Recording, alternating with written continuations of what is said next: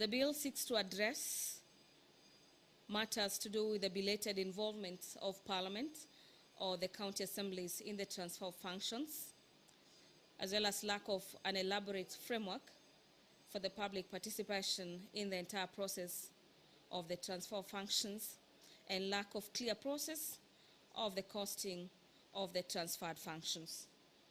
The last bill that will be read for the first time is a bill by Mutembei Senator Moses Kajwang on the County Government's Amendment Bill, Senate Bill number 38 of 2021.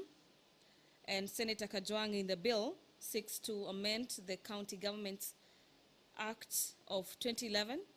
This is to provide for clarity in the operations of the County Service Board. This is in the instances where the office of the Speaker becomes vacant.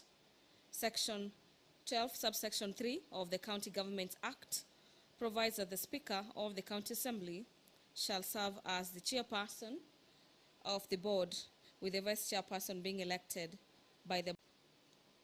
And the first bill that members will be resuming debate on is the Investment Promotion Bill, Senate Bill number 2 of 2021, the Parliamentary Powers and Privileges Amendment Bill.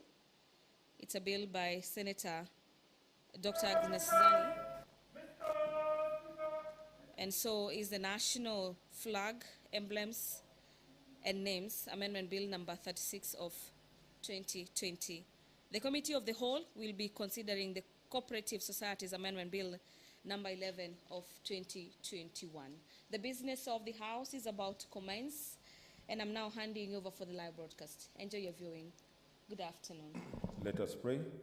Almighty God, we beseech you to behold with your abundant favor and blessings us, your servants, whom you have been pleased to call to leadership positions in this republic. We seek guidance to treat and consider all matters that shall come under our deliberation in so just and faithful a manner as to advance the peace, prosperity, and welfare of our country and of those whose interests you have committed to our church. Amen.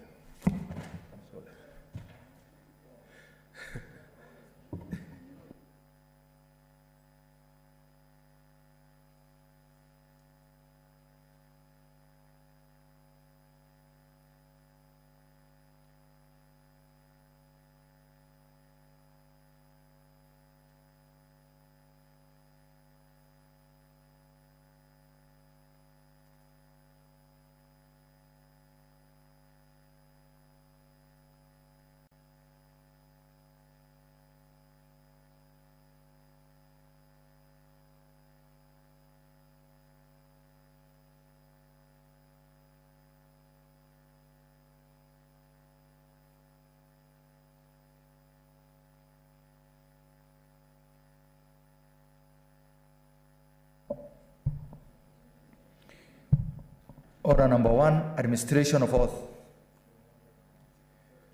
Order number 2, communication from the chair. Order number 3, messages. Order number 4, petitions.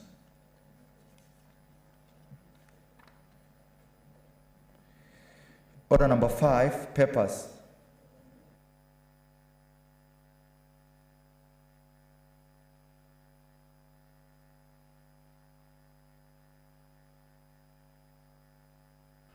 Okay, Majority Leader. Majority Leader.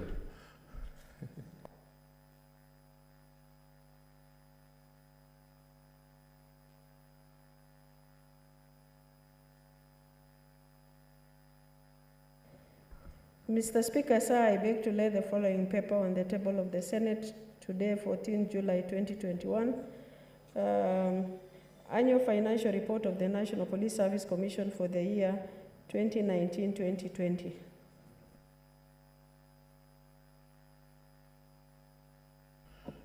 Chair, Standing Committee on Health. Chair, Health. Vice. Senator. Standing Committee, Health.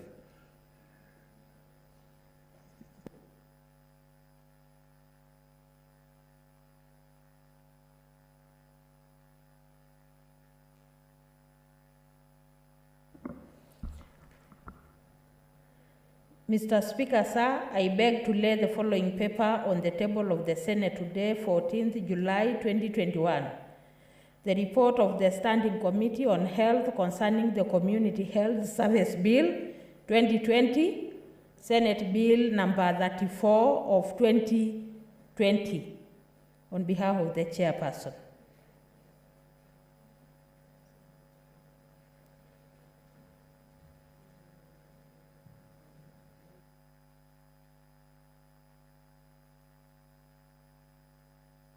Next order. Order number 6, notices of motion. Order number 7, statements. Senator Iman Falhada Deco.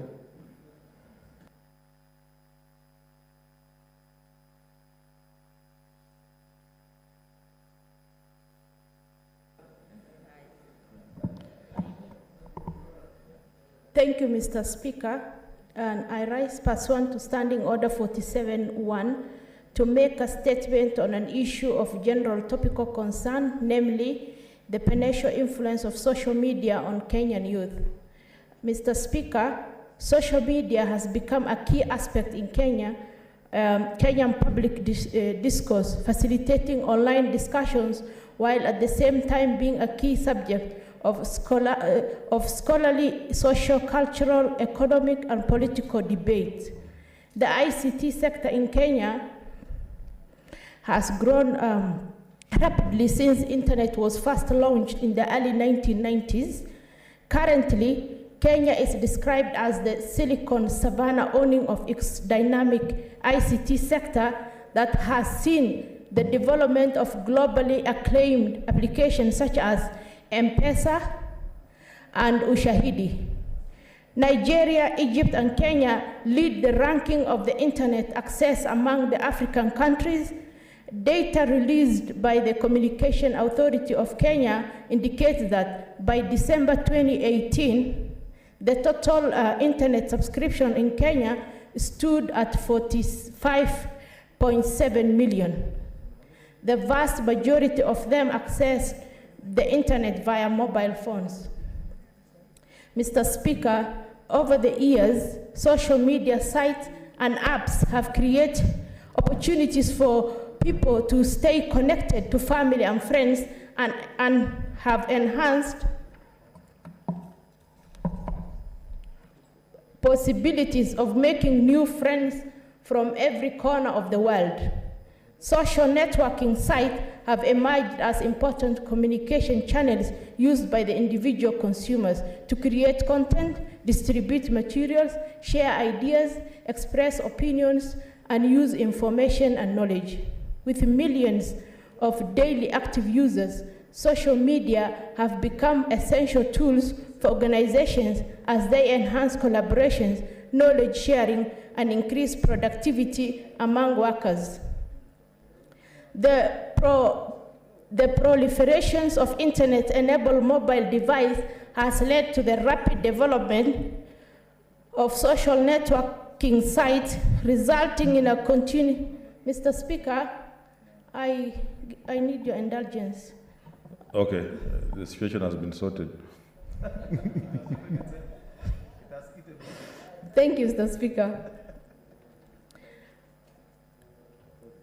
It's okay. The proliferation of internet-enabled mobile devices has led to the rapid development of social networking sites, resulting in continued reconfigurations of ways in which individuals or groups access and use social media platforms. Nevertheless, little is known on how different social media platforms have impacted diverse groups of people in Kenya. Mr. Speaker, according to 2020 Kenyan social media landscape report, the most prevalent social media platform were WhatsApp, which is 98%, Facebook 81%, and YouTube 51%, with new entrants such as TikTok, which is 8.8%, Telegram 15.5%, and Facebook Messengers 34.7%, rapidly being used among Kenyan adults, Mr. Speaker.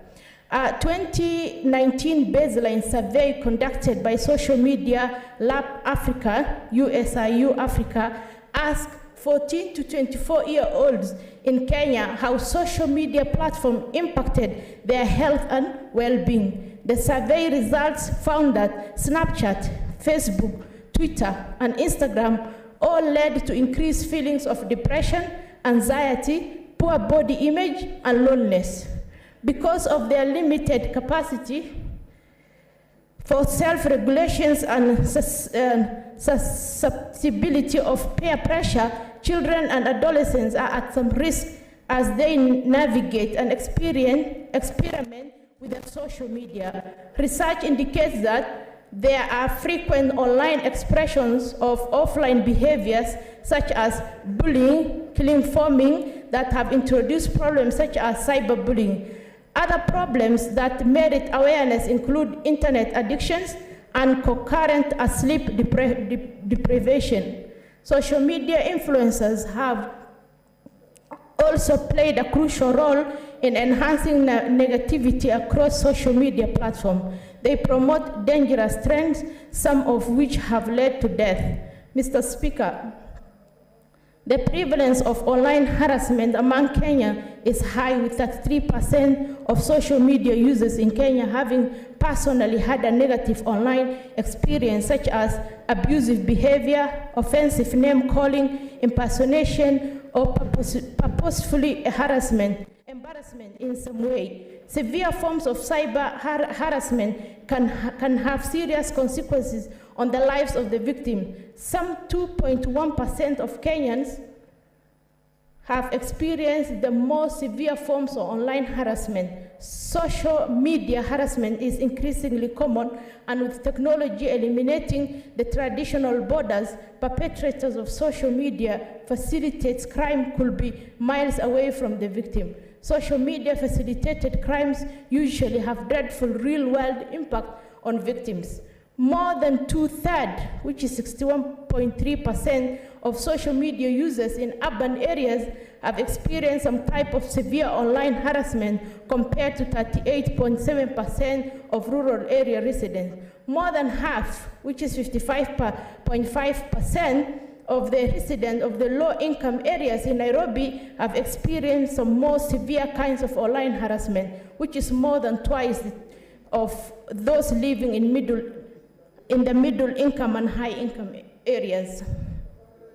Mr. Speaker, a Pew Research survey conducted in spring 2017 titled Global Attitude Survey indicated that the global media use of social media, 53% adults. Although Kenya ranked below the median at 30%, it is expected that the usage of the survey Mr.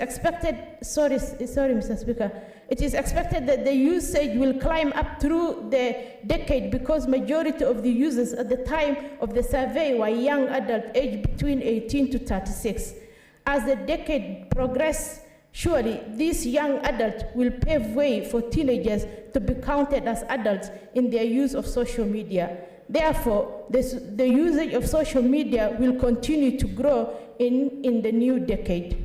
Mr. Speaker, when used thoroughly and deliberately, social media can be a useful addition to one's social life. Many parents worry about how exposure to technology might affect children's development.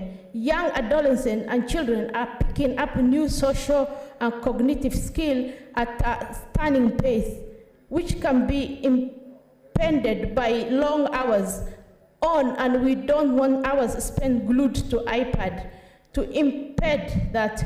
But adolescence is an equally important period of rapid development, and too few of us are paying attention to how our teenagers' use of technology, much more intense and intimate than a 3-year-old playing with dad's iPhone, is affecting them. In fact, experts worry that the social media and text messages that have become so integral to teenage life are promoting anxiety and lowering self-esteem. Mr. Speaker, I therefore urge and appeal to Kenyan parents to create awareness among their children, especially and the teenagers, to be mindful of social media habits. These include the time spent on social media, how one utilizes the different social media platforms, and gauging interactions while utilizing social media platforms. Encourage them to engage with friends and family members. Physically, and as social media is not substitute for real life, I appeal to the youth to use social media to connect with people who inspire them, share similar interests, and provide the sense of belonging. I thank you, Mr. Speaker. Senator Musurube. Thank you, Honorable Speaker, for giving me an opportunity to comment and also to congratulate Senator Falhada for this statement. Honorable Speaker, when it comes to social media has its pros and it has its cons. Many times there's a lot of grapevine information from social media.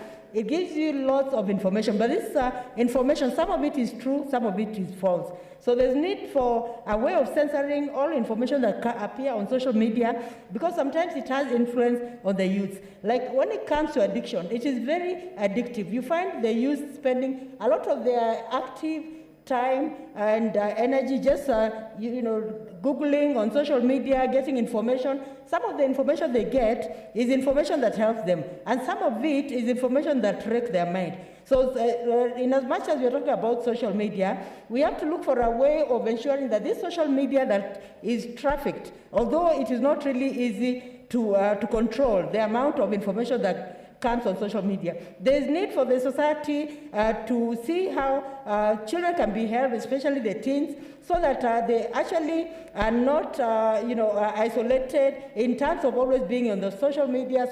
They're not looking for jobs. But those who are able to look for jobs on social media, those who are keen, they're able to even market themselves in social media, looking for also, for example, advertising what they do, the merchandise they have, and this can help in creating employment. But, Honorable Speaker, there's need for us to ensure that our children are aware of social media and are aware how to use, because even when it comes to education, right now they're getting on the internet. Most of the things go on internet. Education is now on internet, but we have to see a way of ensuring that our children are not messed up. Honorable Speaker, when you look at the social media, like it creates a lot of false friendship, like on Facebook. You just click friend, all that. But some of our youths are not aware that these friends are actually not factual friends, because in case of anything, they cannot help you in any way. So there's need for really looking for a mechanism of ensuring our youths are aware. I think awareness is the most important thing,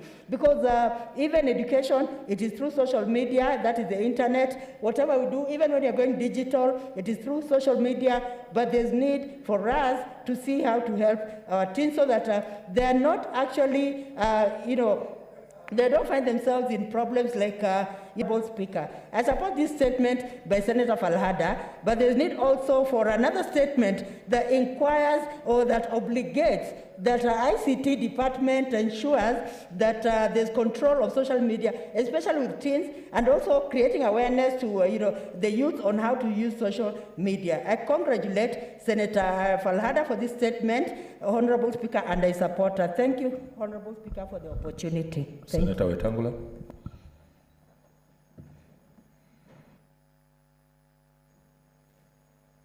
Thank you, Mr. Speaker. Mr. Speaker, I listened to the statement by a distinguished nominated senator, and it reminds us of the need to protect our society, especially innocent growing children.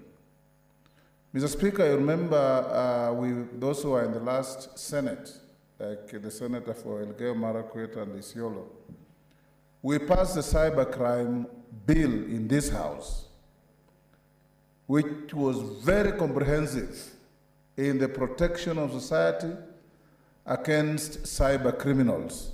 Because the people that Senator Falhada is describing, Mr. Speaker, are pure and simple criminals who use and take advantage of social media to corrupt morals, to pervert society, to spread hatred, and do all manner of things.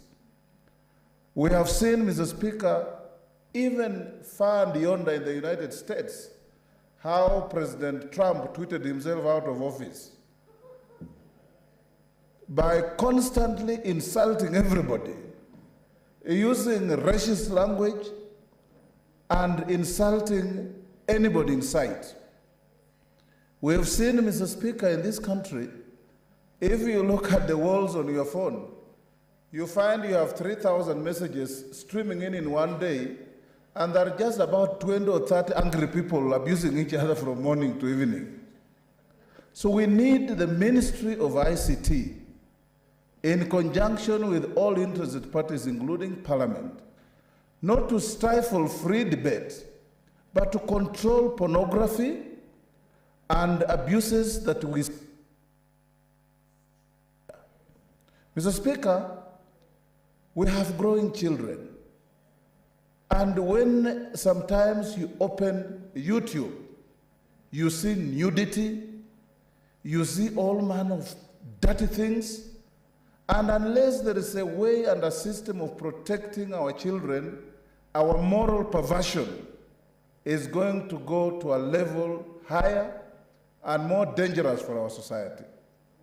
We cannot turn a tool of communication into an instrument of spreading terror, hatred.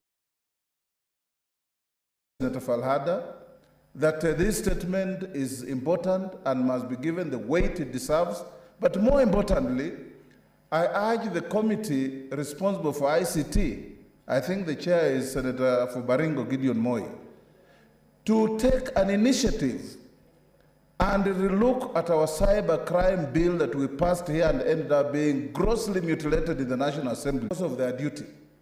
We have people out here. Last time she came before us with a statement on the effects of TikTok in our society, and today she has... By radio stations.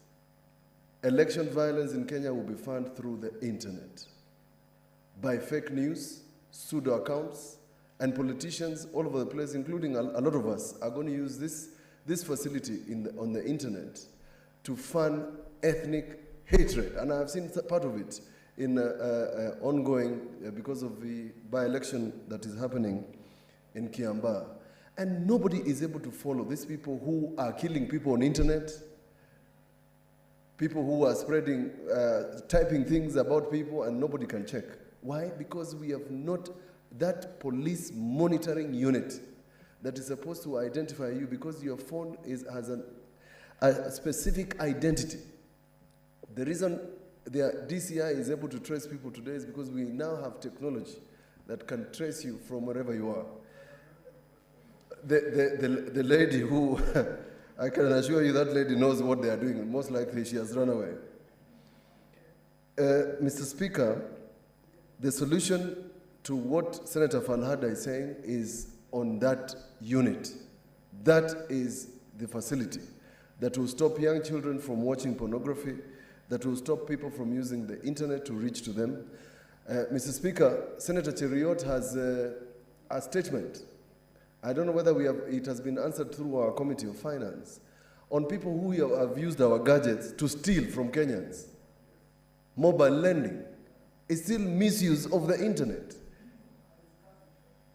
And therefore, Mr. Speaker, this is a serious issue. It goes from moral issues to conmen, to pseudo accounts, to a lot of things, Mr. Speaker. And those who want to defame people's characters now have found a group of people who are called bloggers, who are paid very little amounts of money to defame and besmirch the characters of people.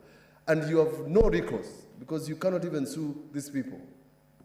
So, Mr. Speaker, other than what Senator Falhada said, it is important for us to find a framework where these companies that allow people to defame the names of people and to use the internet to spread pornography, that we can find them. That is the way to do it, Mr. Speaker, and I hope we can make some progress. The ICT committee, and Senator Wambua is here. should in fact take this matter up. Senator Falhada has brought this to our attention. We know what she is saying. We are affected by people like this. Senator Wambua and Senator Gideon Moi must take up this matter, because my concern now, other than the pornography, is that somebody somewhere is going to use the internet to spread hatred during the 2022 elections. And we can cause mayhem in this country if we do not monitor the internet. Thank you. Senator Onesimus Murkomen.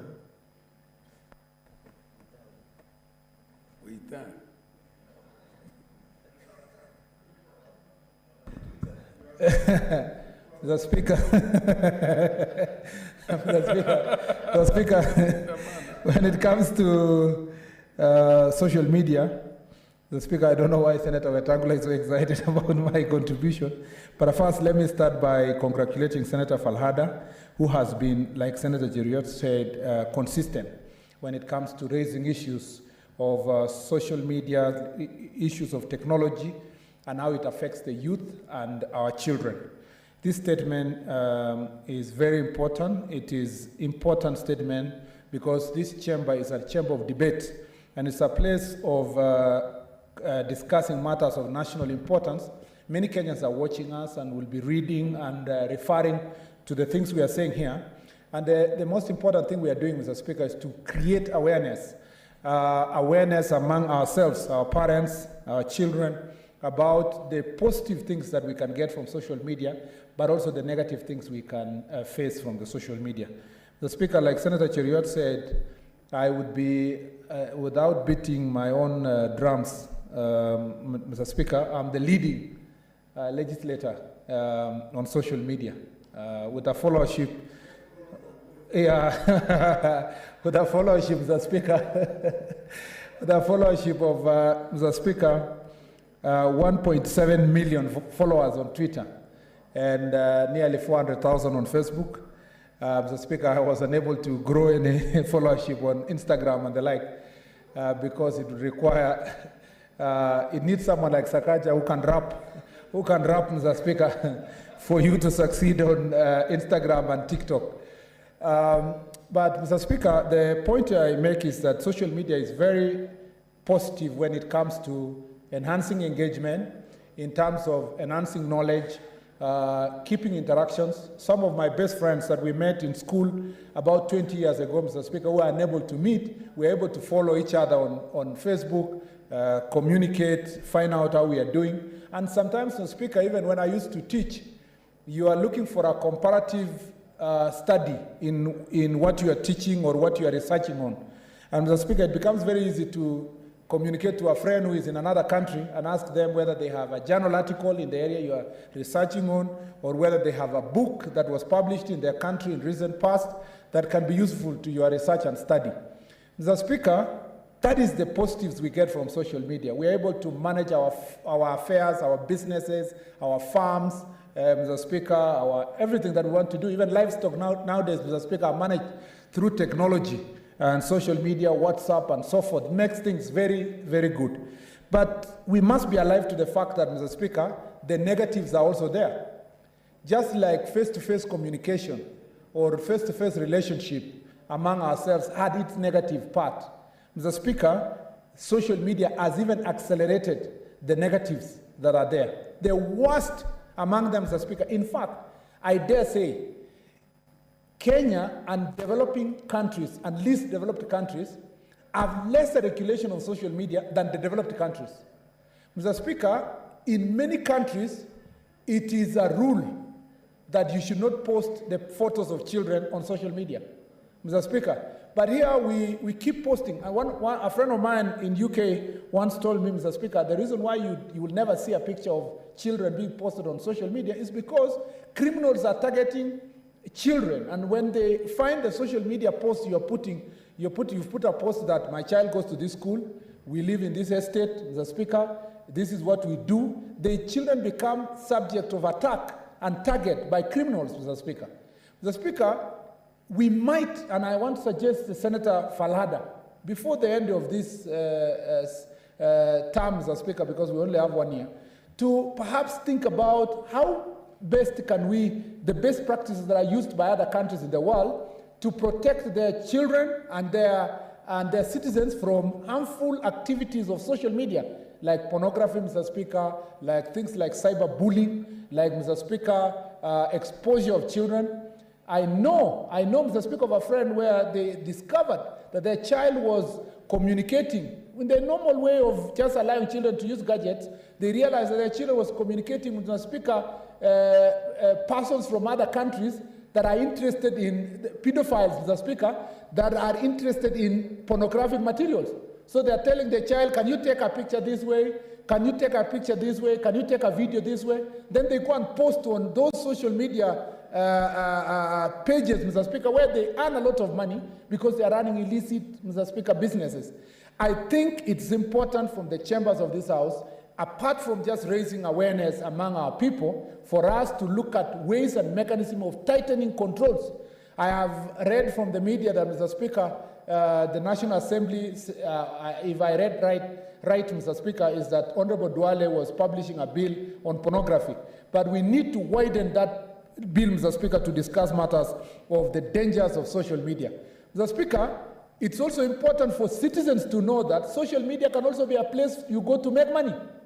And, Mr. Speaker, like Senator Chiriota said, it's only that my page is useful for, Mr. Speaker, conversations that are for public good. I do not want to charge and advertise on behalf of this company or the other. But many citizens don't know that these social media influencers are paid to advertise. And sometimes the other area that needs, Mr. Speaker, regulation is that they are also paid to bring down companies using, Mr. Speaker, things that we are trending this company, false information about this company. And some companies have been brought down, including shares of companies have been brought down by, Mr. Speaker, social media influencers, Mr. Speaker, who have absolutely no regard and they are not regulated. We need to have a law that makes it possible for these people to be held into account for every information they post, so that, Mr. Speaker, the negative side of social media is dealt with.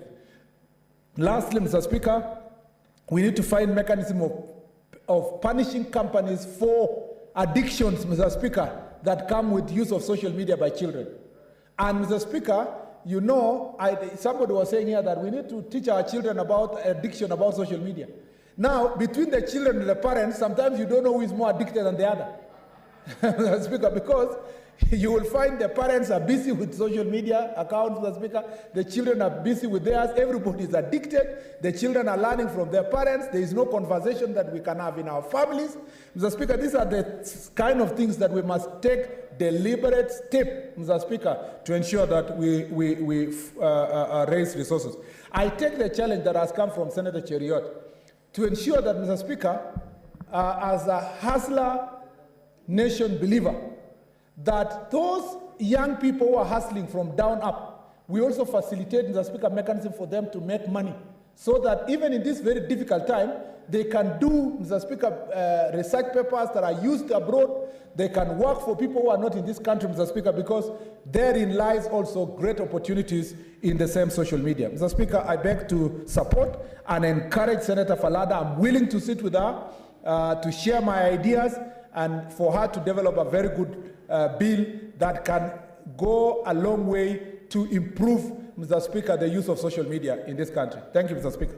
I just gave it a little bit more time, so I'll give Senator Wambua to say something, then we move on because the statement hour is almost... I thank you, Mr. Speaker, and I also want to take this opportunity to congratulate Senator Falhada for bringing this matter to our attention and to the floor of this Senate. Mr. Speaker, I want to begin by saying that we cannot run away from the fact that we are living in a digital age. At a time that, Mr. Speaker, a lot of virtual contacts and interactions are taking place, and there are positive things about it, and of course very negative things about the new normal. The Speaker, to the credit of social media, we must appreciate that it has made life easier. It has caused efficiency in transactions of businesses, including even our own business in this Senate. But Mr. Speaker, there are serious issues when it comes to social media that we must address ourselves to. And I'll just point maybe 2 or 3 of them.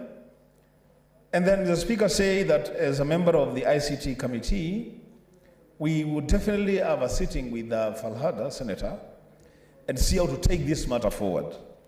The Speaker, it must bother each and every one of us that our children across the country have by far a lot more friends in social media than physical friends.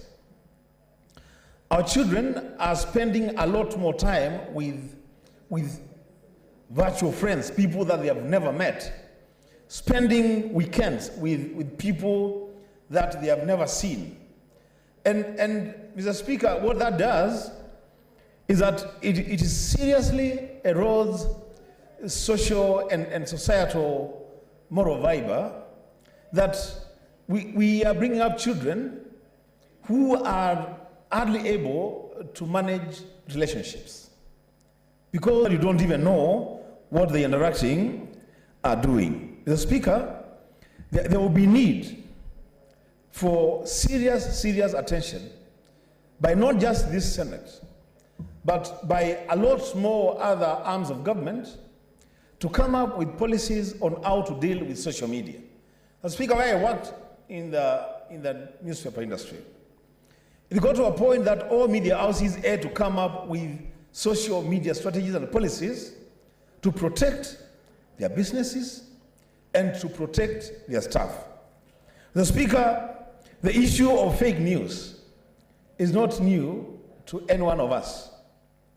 There are people in social media, these faceless characters, Mr. Speaker, whose duty and pleasure every day is to insult other people, to assassinate the characters of other people, to twist information to suit very parochial interests.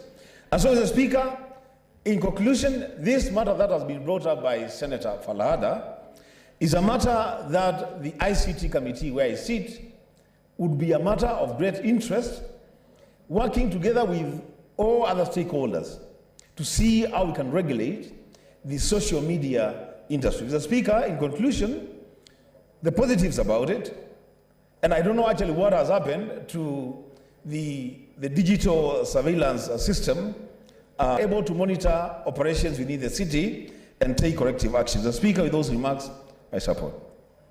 Okay, order, Senators. Before I call the next statement, I have a communication. Honorable Senators, you may recall that yesterday I issued a communication to the effect that a half-day workshop for all Senators to deliberate on the legislative agenda for the remaining time of the 12th Parliament will be held tomorrow, Thursday, 15th July 2021.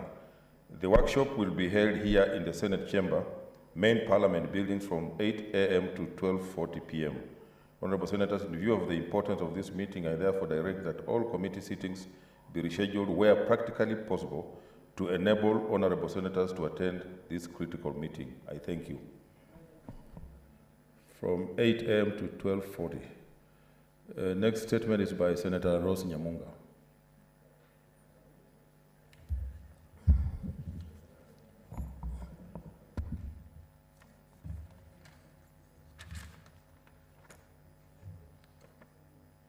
Mr. Speaker, sir, I rise pursuant to Standing Order 47-1 to make a statement on an issue of general topical concern, namely the insecurity menace caused by the Boda Boda industry and the resultant effect on the economy. Mr. Speaker, sir, motorcycle business known as Boda Boda has eased the transportation problem of connecting urban and rural areas in Kenya. The Boda Boda originated from Uganda in the early 1990s and spread through Busia town to western Kenya and to adjacent towns. Subsequently, most towns in Kenya are crowded with Boda Bodas. Mr. Speaker, in rural areas where public transport may not be so sophisticated and the roads are not well developed. Amidst loss of unemployment among graduates, the Boda Boda industry is slowly emerging as one of the biggest drivers of the economy and the highest income earner in the informal sector. The industry has 1.4 million riders who collect an average of 180 million daily, which amounts to 27 billion every month. Mr. Speaker, sir, the Boda Boda costs between 58,000 and 150,000 due to its affordability. Many youth across cities, towns, and rural areas continue to acquire them. The Economic Survey 2020 shows Boda Boda and tuk-tuk registration in the past that has hit most industries in Kenya. Mr. Speaker, despite the income potential, the industry has been hit by criminals that use the nimble motorcycles to commit crimes. The continued operation of this fast-growing industry without proper and more specific regulation on Boda Boda, snatching phones and handbags from ladies and speeding off have been reported in several parts of the country, raising fundamental questions that security agencies should ponder on, namely the preparedness of the country to deal with the rising number of incidences resulting from Boda Boda and the rising incidences of number of incidents resulting from Boda Boda and the rising incidences of kidnapping, robberies, mugging, and other insecurities caused by Boda Boda riders. Videos of criminals committing crimes on Boda Boda have been trending in the who was robbed of his mobile phone while controlling traffic in one of the major roads in the city in broad daylight. Mr. Speaker, sir, most Kenyans are scared for their safety and that of their electronic devices when they spot a rider approaching. This is not good. With a large number of both users and income earners depending on this mode of transport, it behooves the government to closely monitor this fast-growing industry, as there is at least a total number of 4.8 million people who are depending on this industry. Mr. Speaker, sir, I therefore urge and recommend that there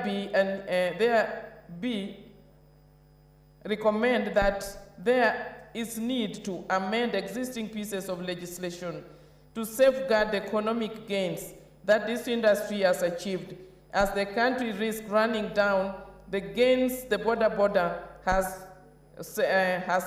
Boda Boda sector hails to achieve. Its proper regulations are not put in place to address the glaring problem emanating from the sector. I thank you, Mr. Speaker. Next statement is by Senator Architect Sylvia Kasanga.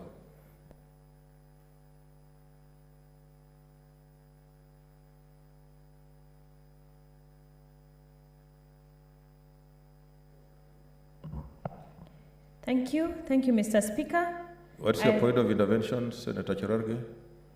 Mr. Speaker, I wanted to comment on Senator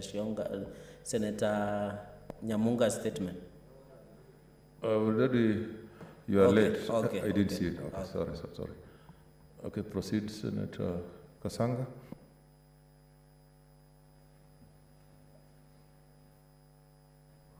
Thank you, Mr. Speaker.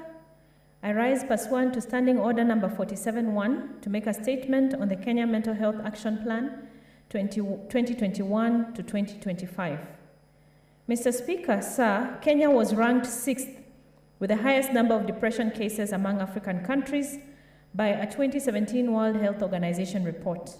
The report further stated that in Kenya, 1 in 4 people is 18 to 2030 indicates that mental disorders have risen exponentially in Kenya. 20 to 25% of outpatients seeking primary health care present symptoms of a mental illness. Stigma and discrimination are a major barrier to the improvement of mental health and well-being of the population. It contributes to human rights violations of people with mental and psychosocial disabilities, and inadequate investment in mental health acts as a barrier to their inclusion in the community. Kenya is experiencing a rapid increase in suicides, mental health conditions, substance use, and addictive disorders of epidemic proportion, an indication of social challenges and unmet needs at societal level. It is estimated that 50% of all mental disorders start at the age of 14 years, and 75% by the age of 24 years. Mr. Speaker, sir, the COVID-19 pandemic has caused enormous significant health, socioeconomic, and psychological impact on the population. Hence, mental health and psychosocial support strategies and measures are critical in the short-term and long-term responses. The Kenya Mental Health Policy 2015 to 2030 provides a framework on interventions for securing mental health system reforms in Kenya. This is in line with the Constitution 2010, Vision 2030, and Kenya Health Policy 2014 to 2030, the Health Act 2017, and global commitments. The Constitution of Kenya 2030 in Article 43(1)(a) provides that every person has a right to the highest attainable standard of health, which includes the right to healthcare services, and this necessarily includes mental health. The 65th World Health Assembly adopted a resolution on the global burden of mental disorders and the need for a comprehensive coordinated response from the health and social sectors at country level. Subsequently, during the 66th World Health Assembly, the resolution was adopted. It called on member states to develop comprehensive mental health action plans in line with the Global Comprehensive Mental Health Action Plan 2013 to 2020. Mr. Speaker, sir, on Wednesday, 9th June 2021, the Ministry of Health launched the Kenya Mental Health Action Plan 2021 to 2025. The plan will provide for a framework for both national and county governments and stakeholders to implement the mental health policy through strategic objectives which specified priority targets and indicators. It will also guide the implementation of recommendations by the Task Force on Mental Health with strategic actions and investments to bring transformative reforms in the following broad key areas.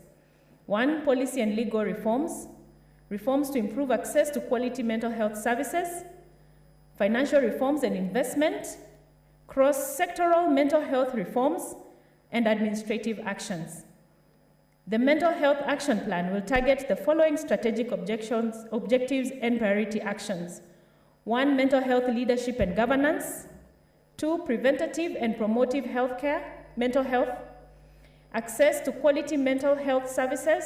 I'd like to commend the Ministry of Health for this effort and its contribution in actualizing the Kenya Mental Health Action Plan 2021 to 2025. This is a big milestone in the promotion of mental health in Kenya. I thank you, Mr. Speaker. Senator Moses Kajwang. Mr. Speaker, I rise to add my voice to that statement on mental health, but with a very local perspective to it. Mr. Speaker, 2-3 days ago, I visited... And our NHIF in most hospitals don't cover mental health. And mental health is just illness like any other illness. And these people really suffer. They are also suffering trauma of being called mad people. And something should be done so that it can be taken and they can be protected so that they can come out in the open and say what they are suffering from. Thank you, Mr. Speaker. I support. Senator Masinza, Naomi Shionga.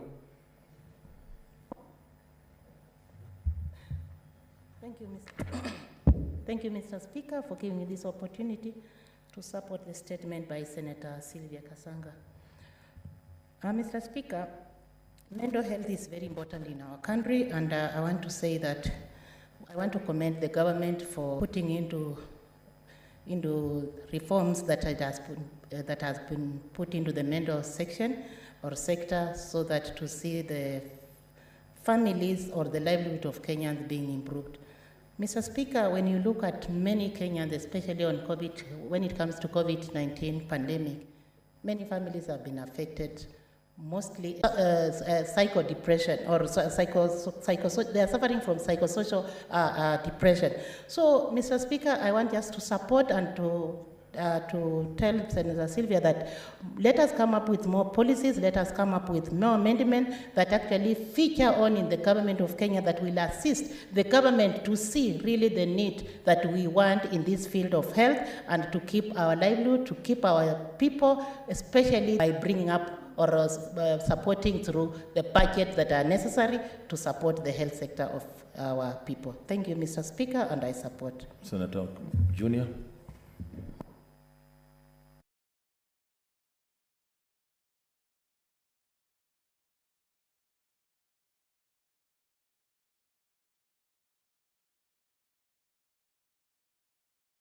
Kuwa na mtu mwenye akili punguani. Sisi sote tukiwa tuko hapa tuna majukumu ya kuangalia familia zetu na wengineo huwa wako na akili punguani. Mimi nikiwa mmoja wapo katika kuwa na jamii yangu ya karibu ambayo iko na mtu ambaye ako na akili punguani. Lakini Bwana Spika, tutaona kwamba kwa mara nyingi serikali imekuwa ikifanya ikitilia mkazo zaidi mambo ya hospitali, hasa tukiona kama hivi majuzi wametilia mkazo zaidi upande kutilia mkazo upande wa kansa. Hiyo ni sawa zaidi, hiyo ni sawa kabisa. Lakini kwa upande mwingine serikali imelegeza mkono hususan kwa wale watu wenye akili punguani. Tukiangalia katika Kenya ni hospitali kidogo sana ambazo ziko na matibabu ya watu wenye akili punguani. Nikisema hivyo ni kwamba ninavyoelewa mimi ziko hospitali pengine 2 zinazojulikana sana. Ukifika mkoa wa Pwani, Bwana Spika, utaona ya kwamba hospitali inayoeleweka sana ni hospitali ya Potrizi. Kusema ya kwamba hospitali iliyoko Potrizi Hospital, ile ambayo ni hospitali ya serikali, haina vifaa vya kutosha. Na hata jambo la kusikitisha, hivi leo ukiambiwa kwamba mtu wako amepatikana na akili punguani na ameambiwa aende Potrizi, utashangaa wewe mwenyewe ukienda ukiangalia vile wale watu wenye akili punguani wanavyoishi ama wanavyowekwa. Wanawekwa katika hali dhaifu ya kwamba hata pengine kama ulikuwa umekwenda pale huna akili punguani kidogo, kama alivyosema huyu ndugu yangu Junior, ya kwamba sote sisi binadamu inafika wakati tunakuwa na akili kidogo zinakuwa zinapungua. Lakini utapata ya kwamba ukipelekwa ukiwa namna hiyo, basi ukifika pale utashikwa na akili punguani, kwa sababu vifaa na maekeo ya wale wanaoishi pale, wale wagonjwa, ni hali ya dhaifu zaidi. Naona ya kwamba ingekuwa vizuri, Bwana Spika, ikiwa serikali itaweza kusema ya kwamba ikiwa iko na uwezo, kama kaunti yangu ya Kilifi ambayo iko na uwezo wa kuweza kutenga mahali ambapo hawa wagonjwa wenye akili punguani wanaweza kuangaliwa kwa hali ya heshima na kuwekwa katika hali ya mahali ya maegezo ambayo yako na, ikiwa kutatiliwa mkazo, na tuweze kuangalia kwamba hawa ndugu zetu ambao watakuwa wamepatikana na akili punguani na wamewekwa katika yale maegezo ya hospitali waweze kuangaliwa kisawasawa.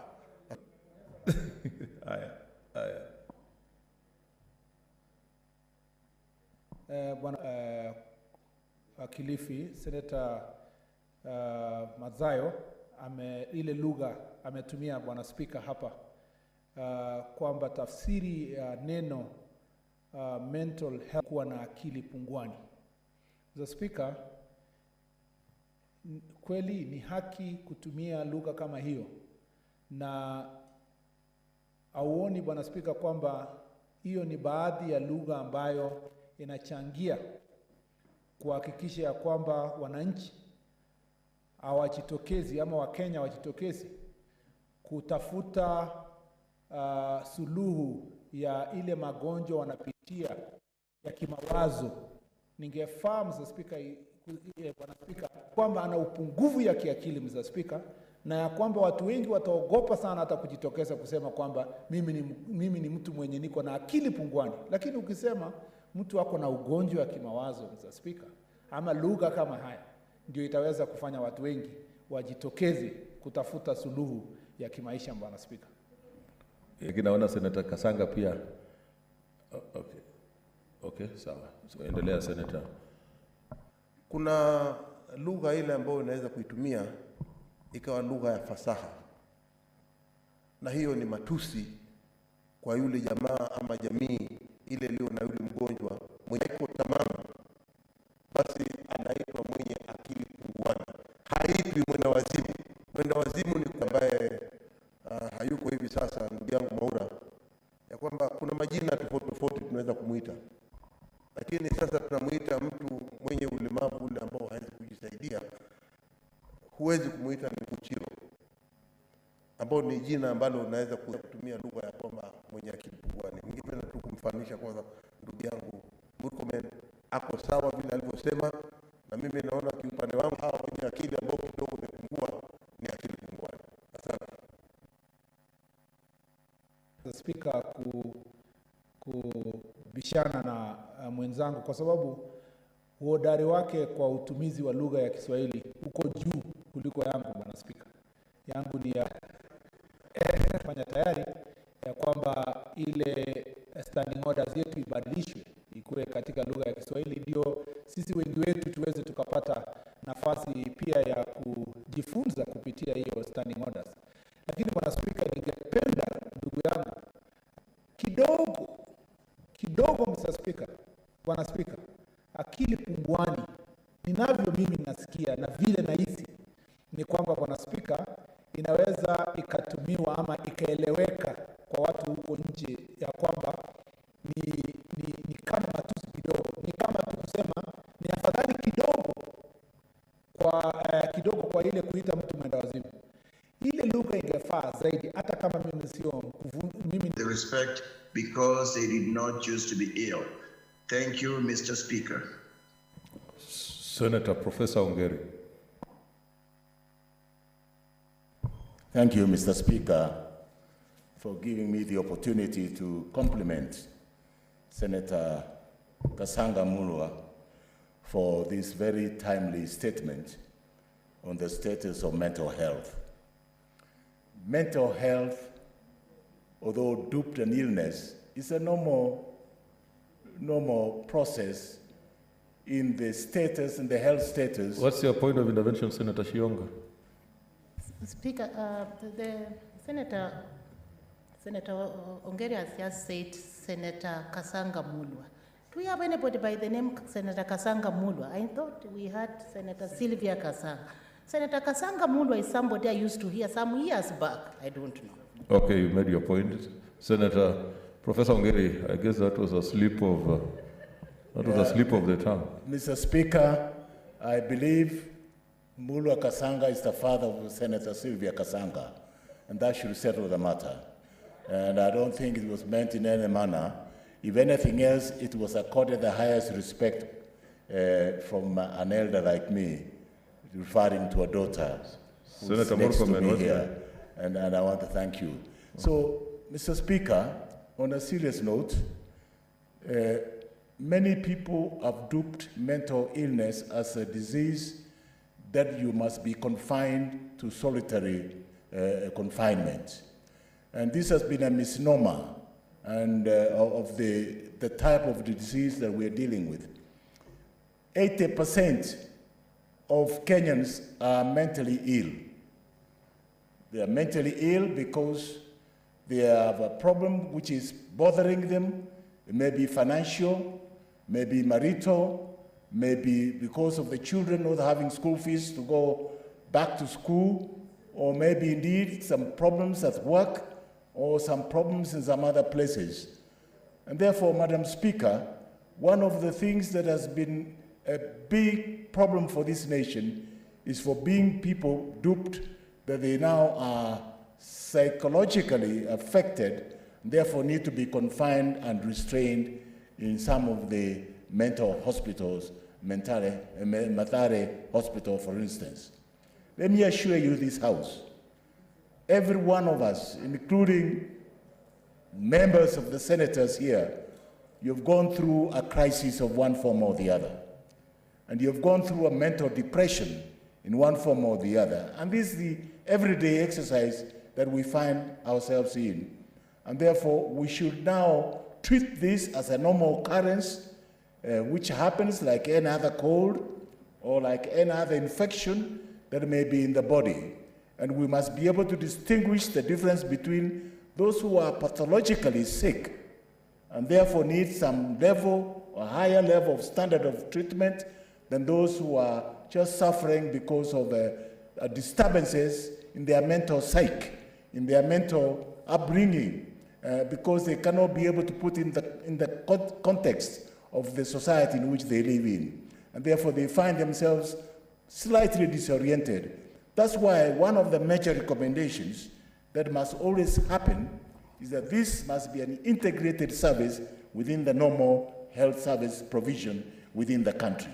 You cannot be able to start segregating what is mental, which is not mental, because technically all of us are mentally ill in one form or the other.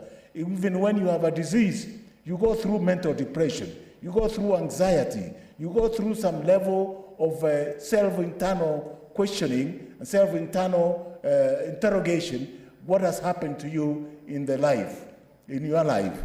And therefore, this policy, I'm glad, one of the major areas, and I believe the major policy will have an arching policy where all cases that have some level of mental sickness or mental illnesses will be able to go through the normal hospitals, the county hospitals, the national hospitals, and then only then those who are acutely ill, who have a pathological process that gives an acute psychological problem that can then be separated and be treated, and the underlying cause taken care of without any much ado. And I think this is the most important part of this. And I'm happy, therefore, that we must provide mental leadership. And this policy must be adhered to so that you don't start discriminating people who are sick in one form or the other. And I think for me, it's critical that we do accept that we are all sick, we need help, and we need to be taken care of in a normal general hospital, in a normal outpatient clinic, in a normal health center, in a normal dispensary. And there should be no discrimination. It's only those who have the propensity of criminalizing the illnesses in their own rights that will then need some level of isolation and everywhere else. And I'm happy that this is largely a preventable condition. It's preventable in the sense that if you remove the offending agent, these people, by all standards, are normal. You just need to remove the offending agent. It may be that the circumstances, the poverty in which we are in, is the one that will be able to cause and trigger the mental illnesses. The lack of school fees, like now, may be able to trigger the mental illnesses. The pandemic itself today, even the very nature of things that we're going through at the moment, that in itself can cause mental illnesses. No wonder, Madam Speaker, we now see a lot of suicidal tendencies. We now see a lot of people taking their lives because of reaching at the extreme end of life when they see there's no life whatsoever that they want to live, worth of living, and therefore they take their lives rather unfortunately in a manner which is not acceptable in the normal society. Therefore, one of the areas that we need this policy should be able to expand on the national scale and at the county level must be one of prevention and promoting the well-being of society and the well-being of the citizens so that they can have a normal mental perspective, a normal mental living, and a panorama that reflects happiness rather than being demented and being able to be depressive and therefore causing harm to themselves or to their neighbors or the community in which they live. And I'm happy that this policy is being able to attend to both the preventive and promotive aspect of the mental health. And of course, the most typical element that we must accept and appreciate is that putting the budget for mental health is important so that people can have access to quality mental health, so that they are not discriminated in any manner, in any way. And therefore, that means even in our medical schools, when I was teaching in the medical school, one of the areas that we looked at mental health as an integral part of the training of our medical students when they become doctors. And it's important that we appreciate this. And it's only then, after that they can be able to branch off to the specialization with a special interest, first of all, of taking the preventive and the promotive aspect of mental health, and also dealing with the pathological disorders that may arise out of mental illnesses or mental disease. And they are best suited to be able to differentiate what is a mental case and what's not a mental case. And some of them may just pass for normal illnesses, but creating depression in their level. And obviously strengthening the mental health systems, both at the national and at the county level. And in the county, those who are aspiring to be governors, like Cherege, Senator Cherege, and many others I see, Ochila Yako, I think aspire to be the governors of tomorrow. I think it's important that we take note that mental health is within the society in which we live, and you must make provisions in your budget to be able to take care of the basic mental illnesses that are treatable, that are preventable, and therefore cause no more headache to anybody.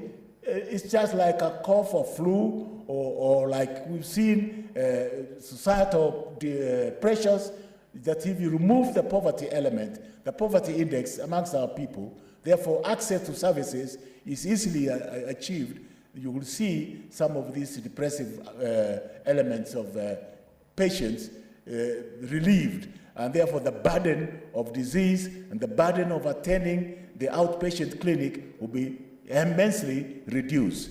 Therefore, I thank Senator Sylvia Mulwa for bringing this statement to awaken us that there is now a policy, 2021-2030. It's a very robust policy. That policy provides that we must treat mental illness like any other normal illnesses in life. That policy provides that there is both the preventive and promotive aspect of mental health, and therefore they need not be isolated. That policy also provides that we should be able to set up services and activities within the national context, and other people must be aware that we need to strengthen the mental health in our society and monitor any areas where this may be developed, and look for the primary element, for the primary cause of that mental illness, rather than looking for excuses to banish these people to some isolation places in the so-called mental quarantines. And this is very unacceptable in the modern medical science, that everybody is sick and everybody needs help, and everybody can acquire that help when it's properly channeled. I thank you, Madam Speaker. That brings us to statements under 47.1. So we move to the next statements on 48.1. Petronilla Were is not there, so we defer that one. She's online. Fine. Then Petronilla Were.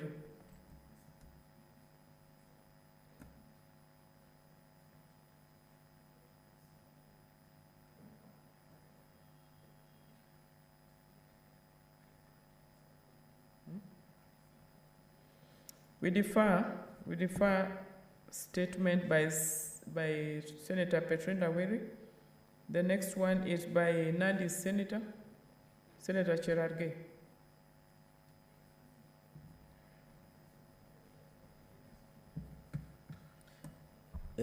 Thank you, Madam Speaker. I have two statements. I hope you'll allow me to read them concurrently so that I don't need to come. Yes, just go ahead, Senator. Thank you, Madam Speaker. Request for statement on the issue of mounting, regulating, and control of roadblocks in Kenya. I rise pursuant to Standing Order 48-1 to seek a statement from the Standing Committee on National Security, Defense, and Foreign Relations on the issue of mounting, regulating, and controlling of police roadblocks in Kenya. In the statement, the committee should, 1, state the specific locations and number of gazetted roadblocks in Kenya. Number 2, investigate why Kenya Police Service has mounted many roadblocks along the major highways, especially along Eldoret, Nakuru, Nairobi Highway. Number 3, provide the names of other state agencies mandated to mount roadblocks in the country and state their specific locations. Number 4, outline the criteria used in mounting roadblocks along the highways in the country, giving reasons why the police erect roadblocks on rural access roads and on tarmac roads. Number 5, Madam Speaker, state whether the Ministry of Interior and national coordination of national government is aware of roadblocks mounted along Eldoret-Kitale Highway, around Matunda and Moi's Bridge towns, where the police allegedly collect bribes and harass road users that, Madam Speaker, allegedly that you pay 2,000 when you are stopped, but when you enter into either of the cells of either Matunda or Moi's Bridge police station, you allegedly have to part with 5,000 Kenyan shillings. Madam Speaker, and finally, outline the measures, if any, that the Ministry of Interior and Coordination of National Government are put in place to ensure that the road users are protected from such harassment by rogue police officers in our roadblocks that have been mounted across the country. Secondly, Madam Speaker, request for statement on the Teacher Service Commission interviews for promotion and employment. Madam Speaker, I rise pursuant to Standing Order 48-1 to request for a statement from the Standing Committee on Education regarding the failure by Teacher Service Commission to conclude the interviews and for promotions and employment. Madam Speaker, in the statement, the committee should, 1, state the reasons why the Teacher Service Commission has failed to conclude the interviews for promotion and employment in Nandi County, an exercise that was conducted between 8 to 19 February 2021 at Teacher Service Commission county offices countrywide. Number 2, explains the reason behind the failure by the Teacher Service Commission to employ curriculum support officers in Nandi County, yet interviews were conducted for the same positions in the county. Madam Speaker, number 3, provide the criteria under which the Ministry of Education and Teacher Service Commission uses in employing the curriculum support officers in Kenya. And finally, Madam Speaker, investigate whether the Ministry of Education has completed the exercise of interviewing and promoting curriculum support officers in the country, and state the number of curriculum support officers employed per county in the entire Republic of Kenya. I thank you, Madam Speaker, for that opportunity. Thank you, Senator. No, we are not commenting on those ones. We refer them directly to the respective committees. 3 minutes, yeah, go ahead. But it's only one, we are only allowing that one. Speaker, in fact, I was hanging here because I wanted to make a comment on the first statement by the distinguished Senator for Nandi, the issue of roadblocks. Madam Speaker, This is probably the country with the highest number of roadblocks anywhere. I have counted, Madam Speaker, on one occasion, from Eldoret to Bungoma is 98 kilometers. And I counted 14 roadblocks in 98 kilometers. Every single turn, you're entering Turbo, a little town, a market. As you enter Turbo, there's a roadblock. As you exit, there's a roadblock. And all these roadblocks, Madam Speaker, are toll stations. And we need, as a House, Madam Speaker, to send a clear message to Minister Matiang'i and the IG that we need a better management of our roads. Because the problem is not the Minister of Roads, it is the security sector. Madam Speaker, I remember when I was your foreign minister, the president of Rwanda came to Kenya and said he's contemplating using the port of Dar es Salaam, despite the distance, because of the number of roadblocks from Mombasa to the exit in Malaba. And at every roadblock, the exporters and importers of Rwanda are paying money, making business extremely unbearable and expensive. We want to urge, Madam Speaker, as the distinguished senator has raised, that it is good to have roadblocks where necessary, either to battle crime, we want to arrest a wanted person that you know is coming through this route and so on, but it can't be routine.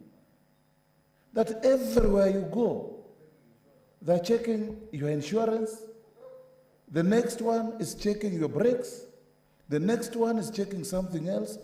And in fact, Madam Speaker, you will be surprised that all these transfer traffic trucks, they are given a special envelope to drop at every roadblock. We must stop this. ESCC must come in this, NTSA must come in this, and the Minister for Security in this country must bring to order these disruptions. Because, Madam Speaker, I say this because we care for this country. If we are losing our trading partners because of our misbehavior on our roads, it affects our economy. It affects everybody. When Uganda starts looking for a route to go to Tanga, when Rwanda and Burundi want to go to Tanga, a friend of mine who has just come back from Congo, deals in oil, tells me the Congolese find it better to do an extra 800 kilometers from Beni, Bunia, and Goma to Dar es Salaam than to come to Mombasa because of our roads. Not because the roads are bad, but because the roads are badly managed and mismanaged by our enthusiastic and corrupt-leaning security agencies. This is not good for the country, Madam Speaker, and I thank you for giving me an opportunity to augment what Senator Cherargei has said. It is a matter of grave concern, and we need to deal with it.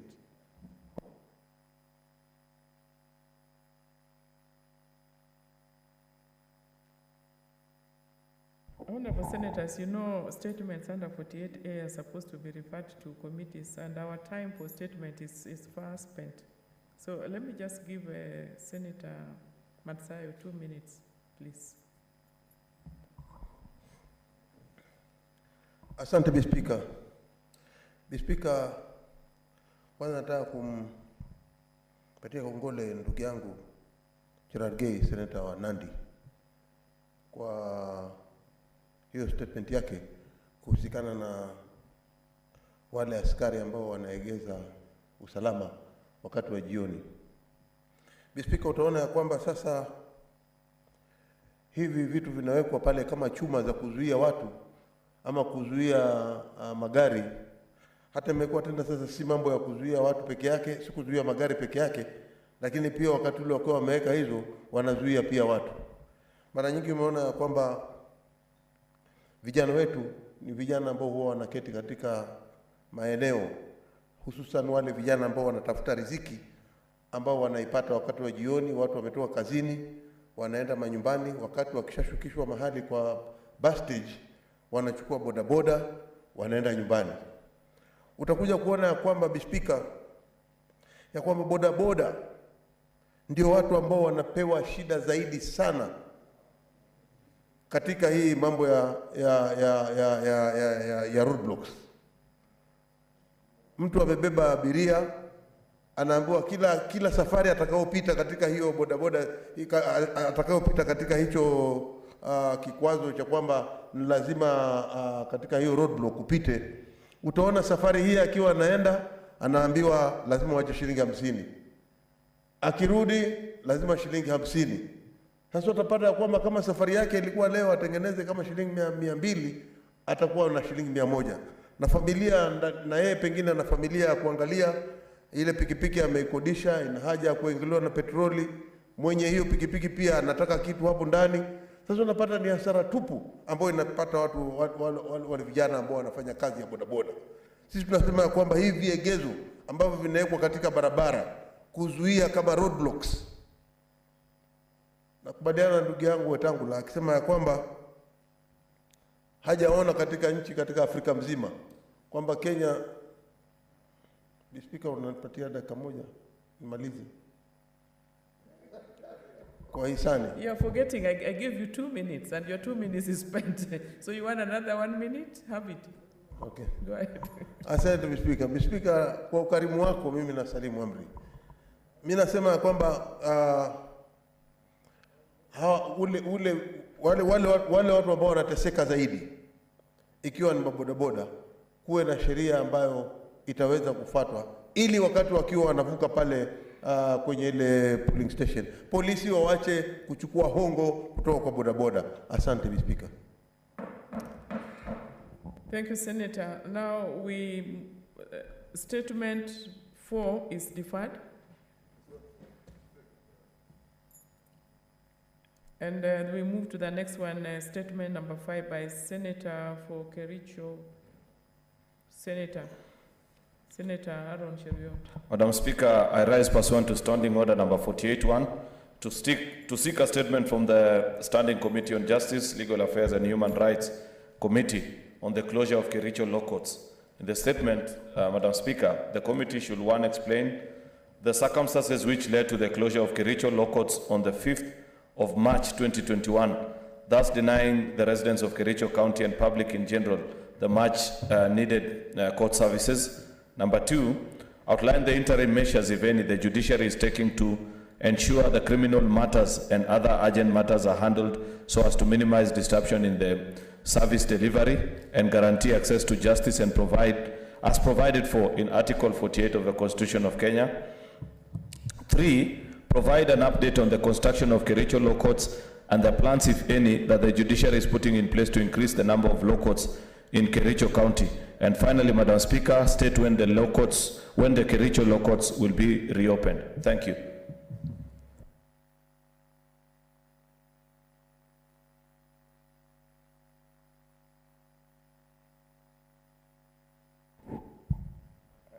Yes, Senator.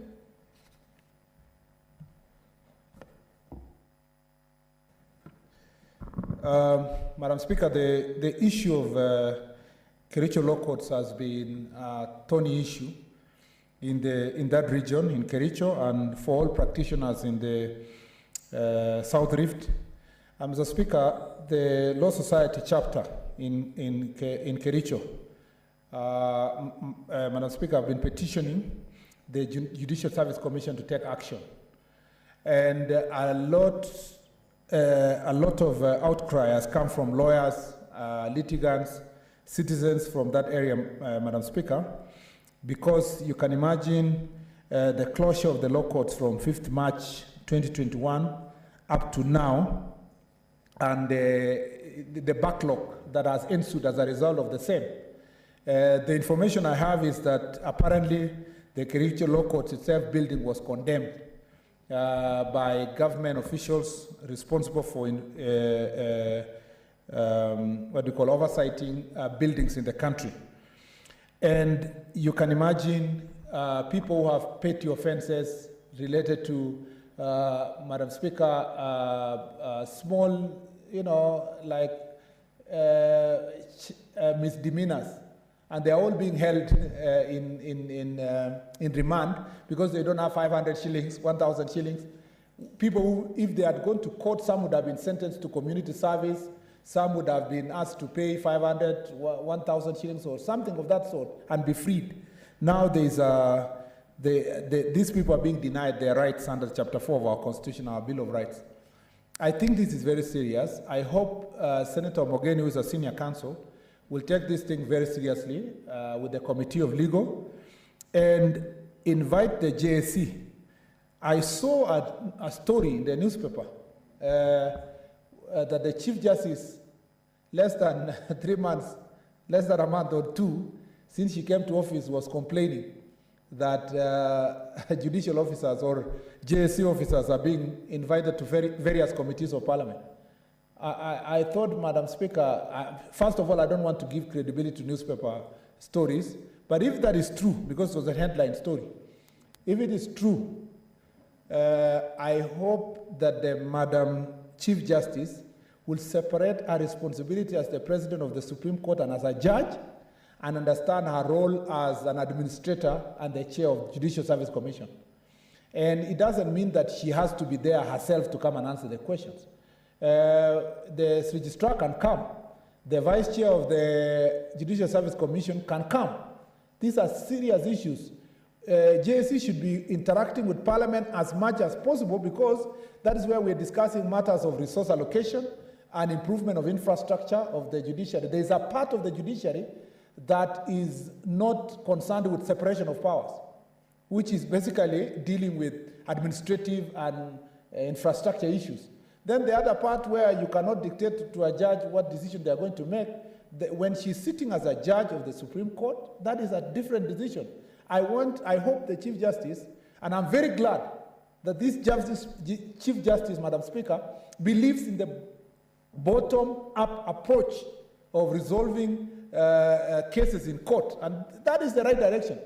From the President of the United States to the Chief Justice of Kenya to the Hustler Nation in this country, bottom-up approach is the only way of solving this problem. And in a bottom-up approach to management style, I want her to deal with this issue of Kericho expeditiously, come before the committee, or even before the committee is convened. The Chief Justice should take time to ensure that he resolves this issue of Kericho, so that lawyers, judges, magistrates... Sorry, Senator. Senator Oshilo Ayako, do you have an intervention? Thank you, Madam Speaker. Madam Speaker, just touched by the non-access to justice by our people of Kericho County, I wanted to inform Senator Murkomen if he agrees to be informed, and I notice he does. Can be informed by my student. Thank you very much. Madam Speaker. Madam Speaker, it is true. He is a very good teacher of international transactions, and he taught me very good law. Now, Madam Speaker, the judiciary, particularly insofar as they believe in their independence, must create a platform for judicial accountability.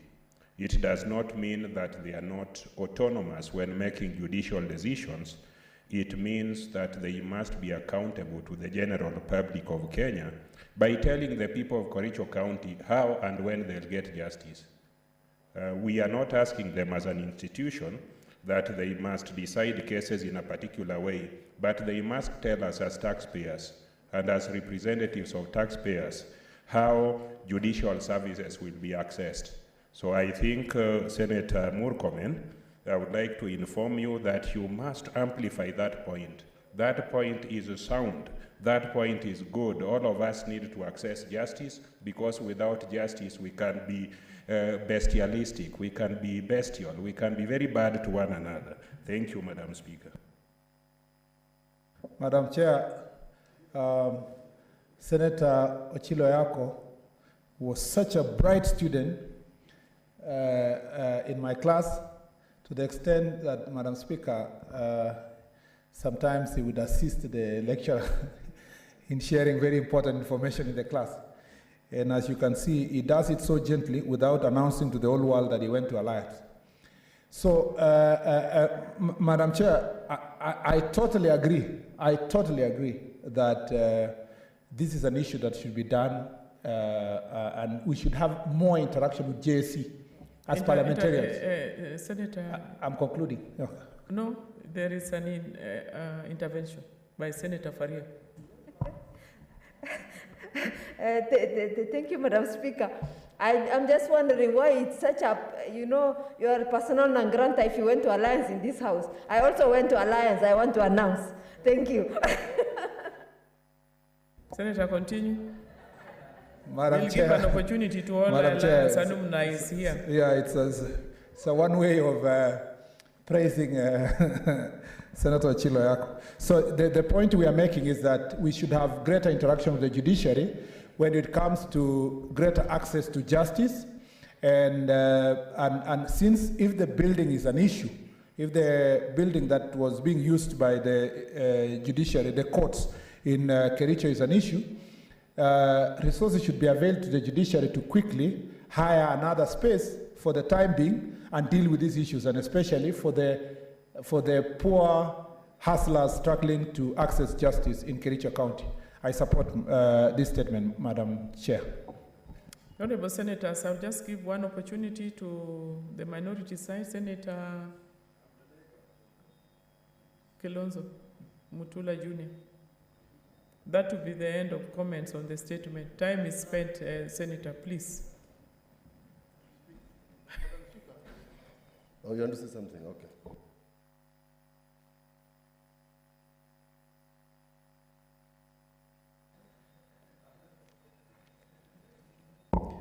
Madam Speaker, that issue raised by Senator Cheriot actually bothers me a little.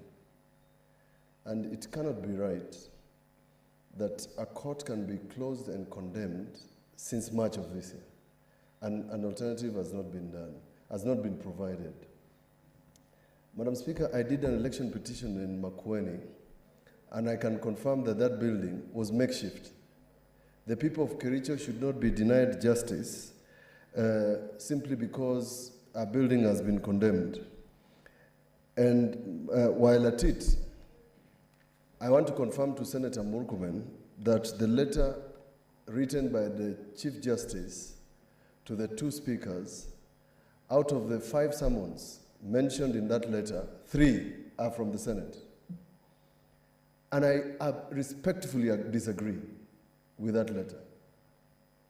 Because under the Constitution, we have a right to call any person, not even 125, any commission, any independent office. We can call them to the Senate and ask for a report on anything. This morning, we told the ombudsperson, Florence Kajuju, who revealed to the Legal Affairs Committee, Madam Speaker, that there are 5 institutions that have refused to respond to queries raised through the public. The National Land Commission on payment of compensation for land, the Pensions Department for people, Madam Speaker, somebody has waited for pension for 20 years. And when that person goes to Florence Kajuju as the ombudsman, the Pensions Department does not even respond. That is the same tone of letter I've seen from the Chief Justice. Does not appreciate the Constitution. And I must read it for the record, just for the avoidance of doubt. Reporting by commissions and independent officers. The Judicial Service Commission falls under this category. At any time, the President, the National Assembly, or the Senate may require the commission or holder of an independent office to submit a report on a particular issue. Madam Speaker, we are going to respond, and we will ask the Speaker to respond on our behalf, that the letter written to us by the Chief Justice is belittling this institution, because we can request for anything. And we can call them anytime, on anything. Because what they are doing in the judiciary is serving the public. We represent the public, and we represent them more directly than they do, because they are appointed, we are elected.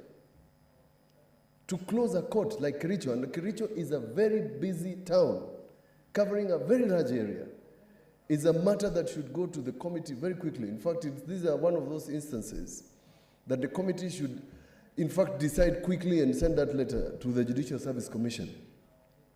You can imagine the number of people, Madam Speaker, who are on petty offenses, who their cases have not been heard. And I say this because languishing in custody.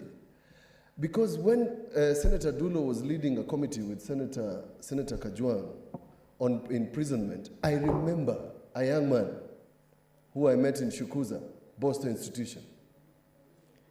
This young man told us that by the time his case was determined for him to be incarcerated in the Boston Institution, he was sodomized so many times.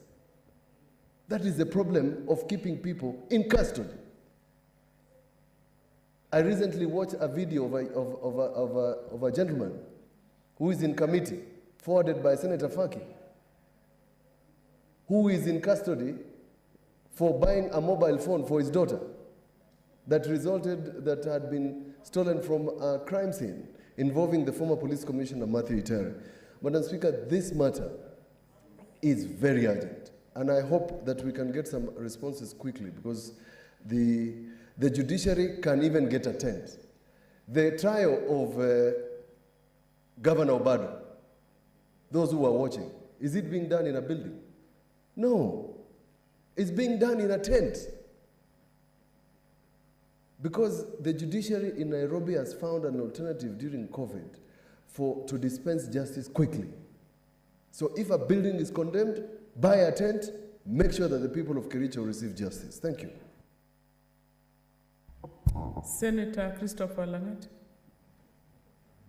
Thank you, Madam Speaker, for also giving me this chance to add my voice on this very important statement from Senator Cheruyot, who is my neighbor from Kericho. And I want to say, Madam Speaker, this issue affecting the Kericho Law Court, the closure of this law court has affected the southern part of Rift Valley. This is the court that has been serving Bomet and some parts of even Kisii and the rest. And I want to say, Madam Speaker, that closure of this particular institution is actually closing justice to the people of the South Rift. Just imagine those particular people, as Senator Kilonzo Jr. was saying, with petty offenses, rotting in police custody, and some of them are not guilty, but they are staying in police custody for months, up to even 9 months, suffering because they have got no money to hire advocates to bail them out. So this one has created a lot of problems, and just imagine such a situation during this particular time of COVID-19. They are really depressed and they are suffering. So I want to say this particular closure has really affected our people in the South Rift, Madam Speaker.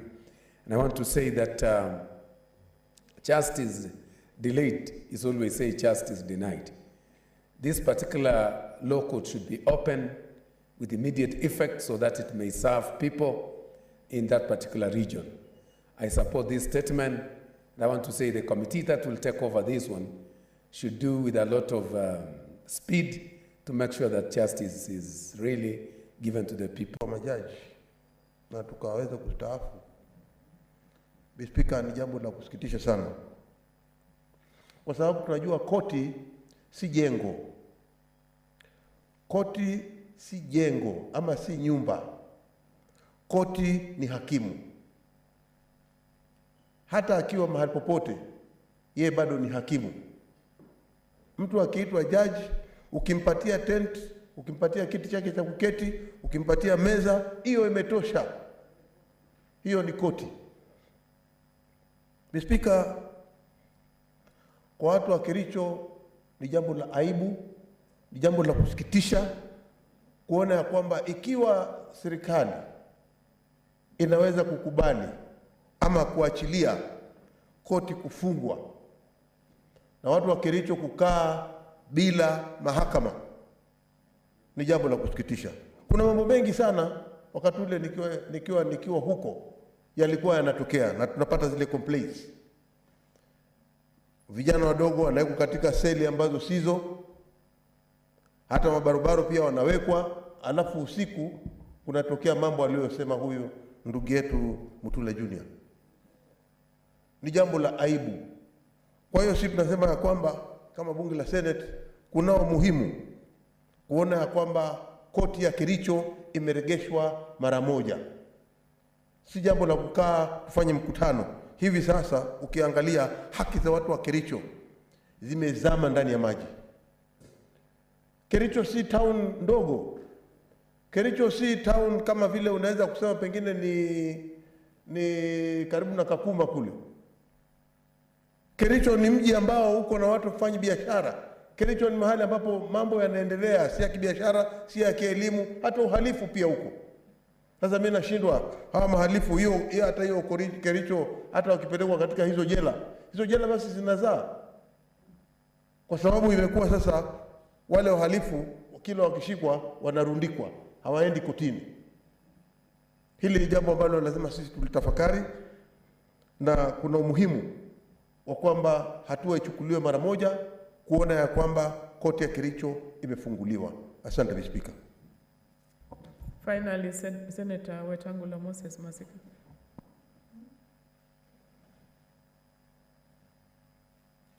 Thank you, Madam Speaker. Madam Speaker, as a long-time practitioner of law, we feel very sad when we read and hearing from a distinguished senator from Kericho that a court has been closed and nothing is being done about it.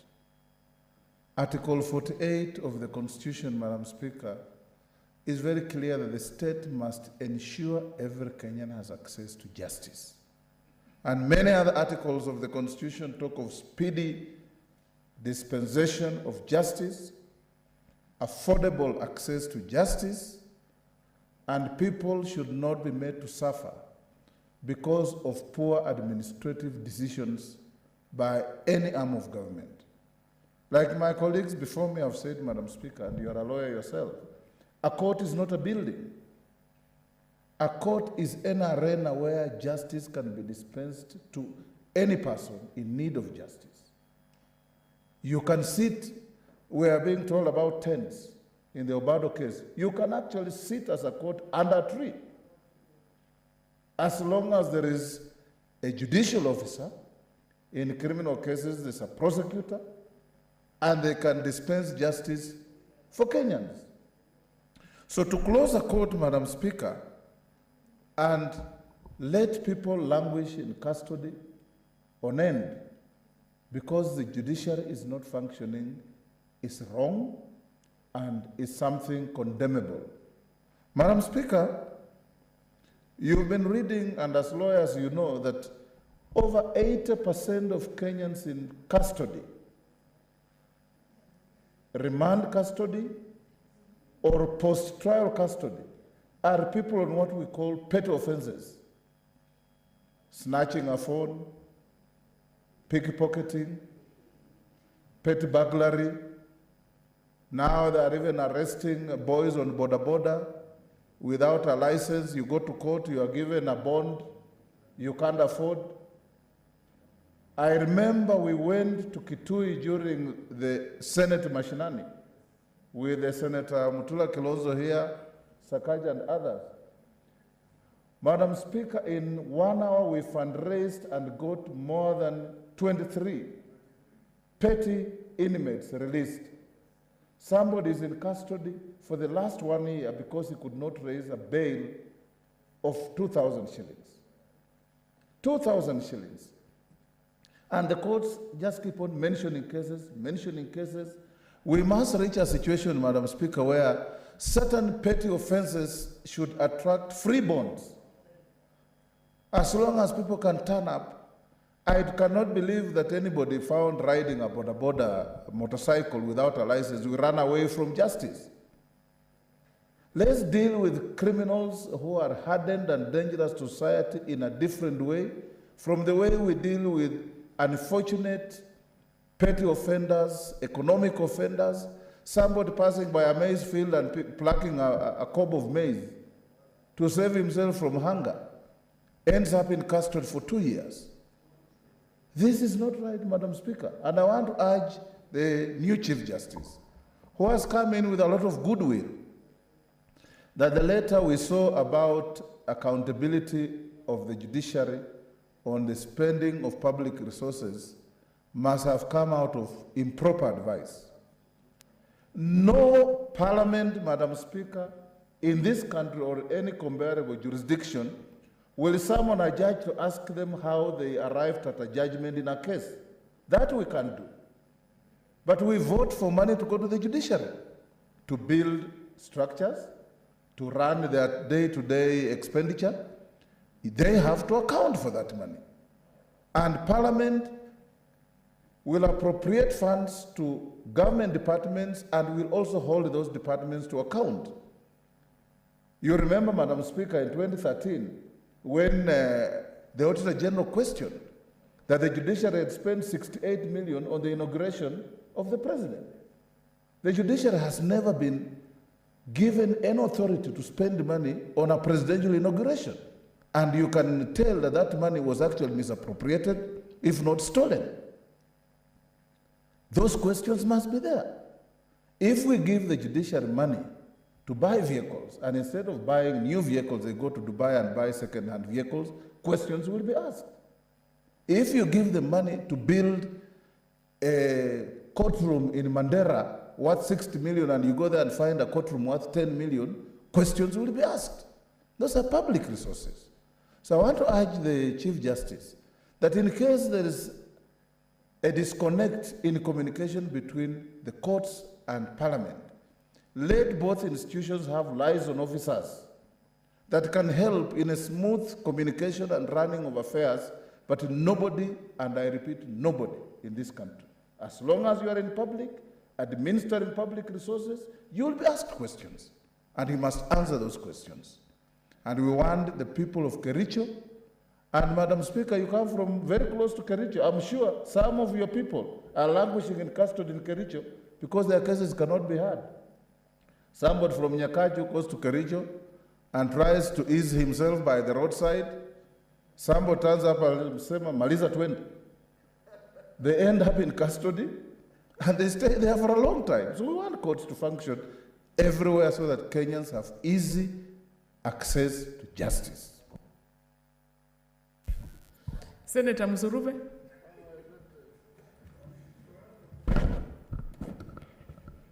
Honorable Speaker, thank you for giving me this opportunity to support the statement by Senator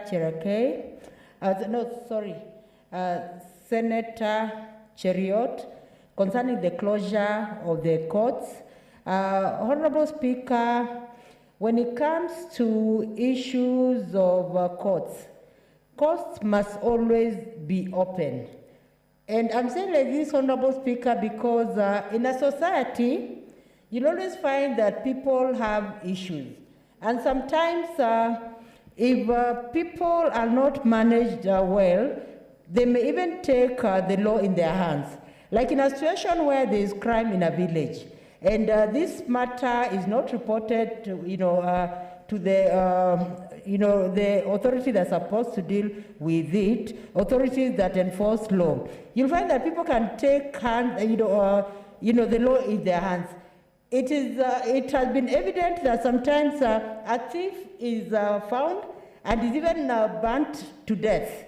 Sometimes he's even stoned and all that. But you see, when courts are in place and they're open, then the law can actually deal with such crimes. And Honorable Speaker, when the courts are also closed, the rate of crime goes high. And when the rate of crime goes high, there are many things that will be affected. Issue of development. Like, for example, in a situation where someone's stall is broken into and all his goods, merchandise are taken, that already takes that person back very many years because he already had a startup capital that he invested, in his merchandise, and he has started earning a living. But when crime happens and all his goods are taken away, it means that the person cannot even provide for his family. Honorable Speaker, there are cases also when we see people being mugged in their own houses. people also having their houses being broken into and their premises. So if the law is not there to enforce, order, to ensure that people are safe, to ensure that people are secure, we'll have a lot of insecurity. And in a state where we have a lot of insecurity, then the environment is not conducive even for development.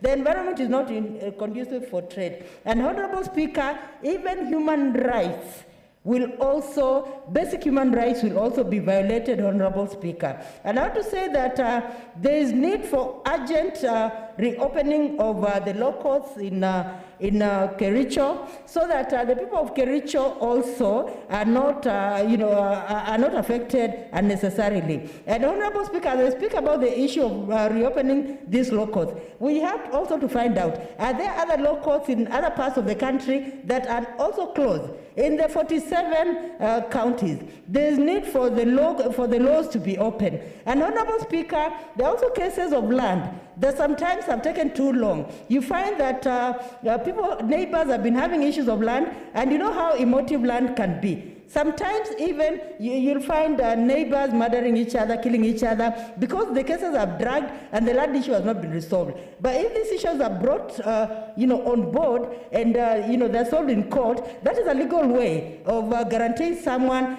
to have his land peacefully, Honorable Speaker. Because there are some people also who arrogate, land to themselves, land that does not belong to them. Some people even arrogate, land that belongs to the poor and the vulnerable, around them, and they make it their own. But when the law courts are open and issues are taken up legally, then people can have their deserving, titles for lands, the deserving cases resolved, amicably.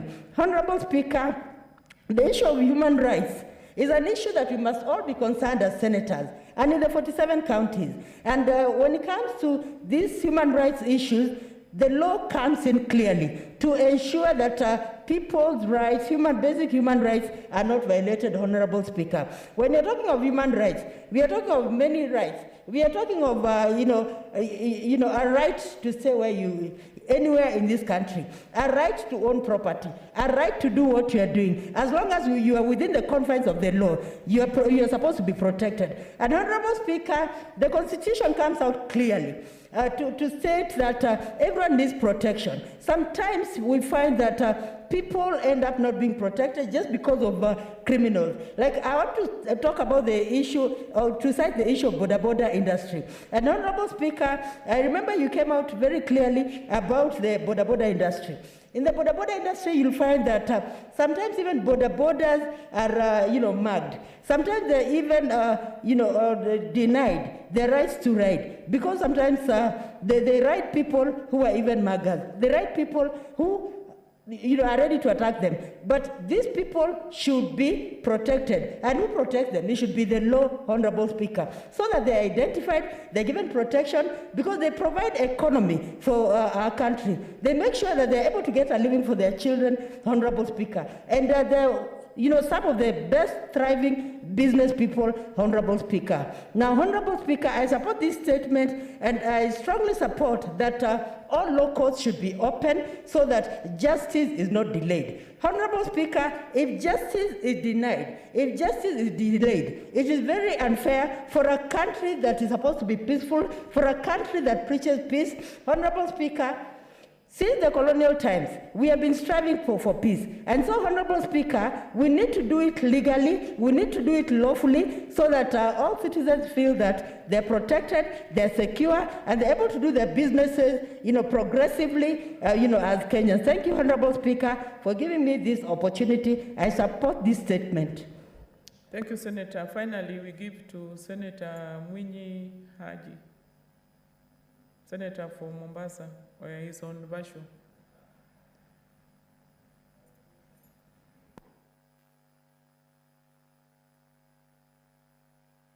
Mkono taarifa ambayo imeletwa bungeni na Senator wa Kericho, Senator Cheriot. Mheshimiwa Spika, mahakama ni huduma za dharura kama vile huduma za afya na huduma nyinginezo. Kwa hivyo kufunga mahakama hususan wakati huu wa corona ni kinyume cha katiba na vile vile pia ni kinyume cha maadili. Mheshimiwa Spika, mahakama zinaweza kaa mahali popote. Kitu kinachotakiwa ni mipango ya kuhakikisha kwamba kuna usalama na kuna vifaa vya kutosha kueleza mahakama hiyo kufanya kazi. Mheshimiwa Spika, tumeona Mombasa mahakama zimekaa chini ya miti na watu wakahukumiwa na wakapata haki zao, na vile vile chini ya hema mahakama zimeweza kukaa pia bila matatizo yote. Kule Rwanda wakati kulikuwa kunasikizwa kesi za jinai kutokana na mauaji ya kimbari ya mwaka 1994, mahakama nyingi zile za Gashasha zilifanywa chini ya miti ambapo wananchi waliweza kupata huduma bila matatizo yote. Kwa Mheshimiwa Spika, kunyimwa kufungwa kwa mahakama katika eneo la Kericho, Mheshimiwa Spika, unasababisha dhiki nyingi kwa wananchi ili ambao wanahitajia mahakama huduma za mahakama wakati wa kesi za jinai na vile vile kesi za kibinafsi ambazo zinafanywa katika mahakama hizo. Mheshimiwa Spika, pia nachukua fursa hii kukemea kauli ya Jaji Mkuu anaposema kwamba bunge halina nafasi ya kuweza kuichunguza Judicial Service Commission. Mheshimiwa Spika, tume zote zinapokea ruzuku kwa serikali, na hii kama tume ya mahakama pia ni moja ya zile tume ambazo ziko kikatiba na zinatakana zieleze ama zitoe tarakimu zao kwa bunge. Kwa Mheshimiwa Spika, kauli ya Jaji Mkuu haifai kunyamaziwa. Lazima bunge liweze kutoa taarifa na kumjibu Jaji Mkuu kuhakikisha kwamba hawazuii maafisa wa mahakama kuja bungeni kujibu maswali ambayo wanatakana kujibu. Asante Mr. Speaker kwa kunipa fursa hii. Thank you, Senator. Next order.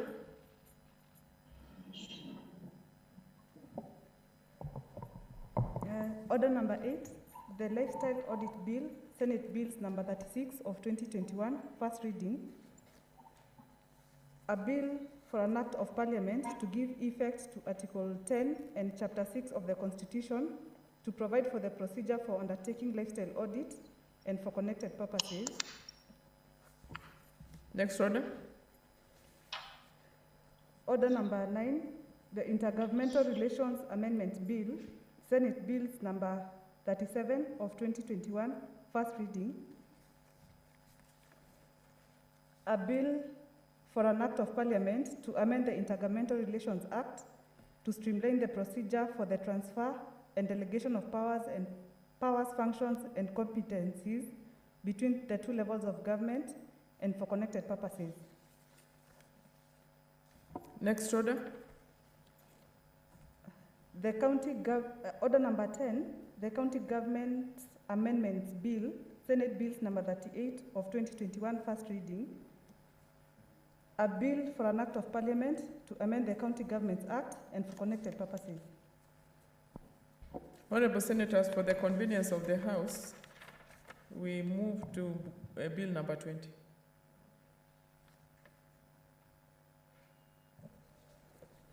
Order number 20, the County Vocational Education and Training, Senate Bills number 6 of 2021, second reading.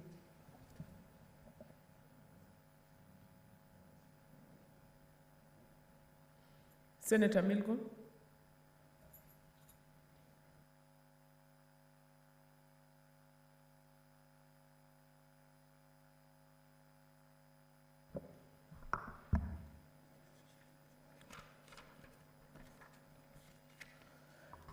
Thank you, Madam Speaker.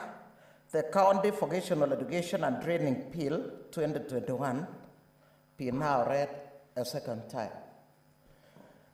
Madam Speaker, before I go through this bill, I want to take this opportunity to thank my committee members, the great committee members of the Education Committee that came up with this bill.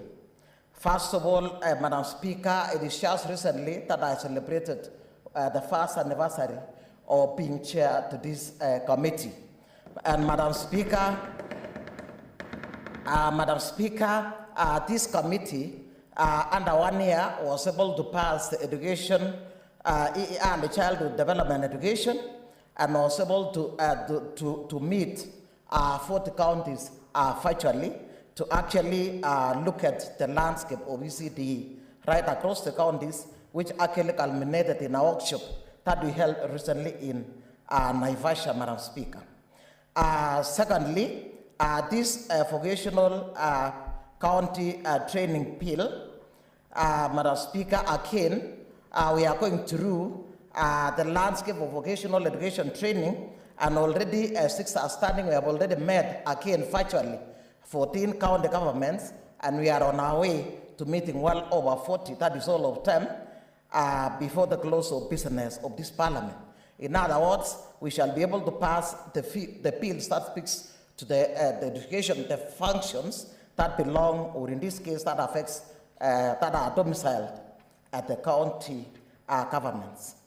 Madam Speaker, my committee came up with this vocational education training bill based on the fact that sustainable development number 4 is speaking to issues all-inclusive education and leaving no one behind.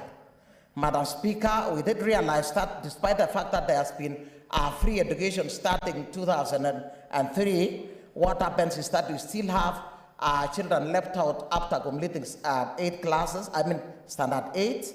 We even still have others being left out. That is, those completing standard 8, not all of them will join the second level of education despite the fact that it is free.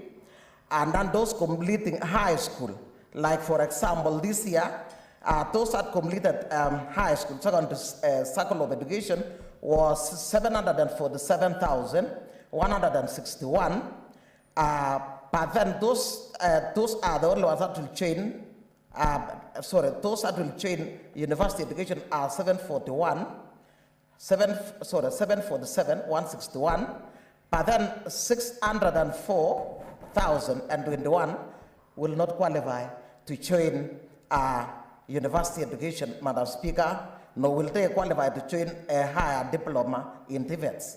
For this particular case then, Madam Speaker, we did realize that there is need to develop the vocational training centers to actually take up this particular load, and in this case, develop skills that are important for startup businesses, they are important for self-employment, and in this case, develop varied careers in construction, in healthcare assistance, in mechanization, in technical such as computer, in agriculture, machinery, and even in carpentry, automation, and such like, Madam Speaker.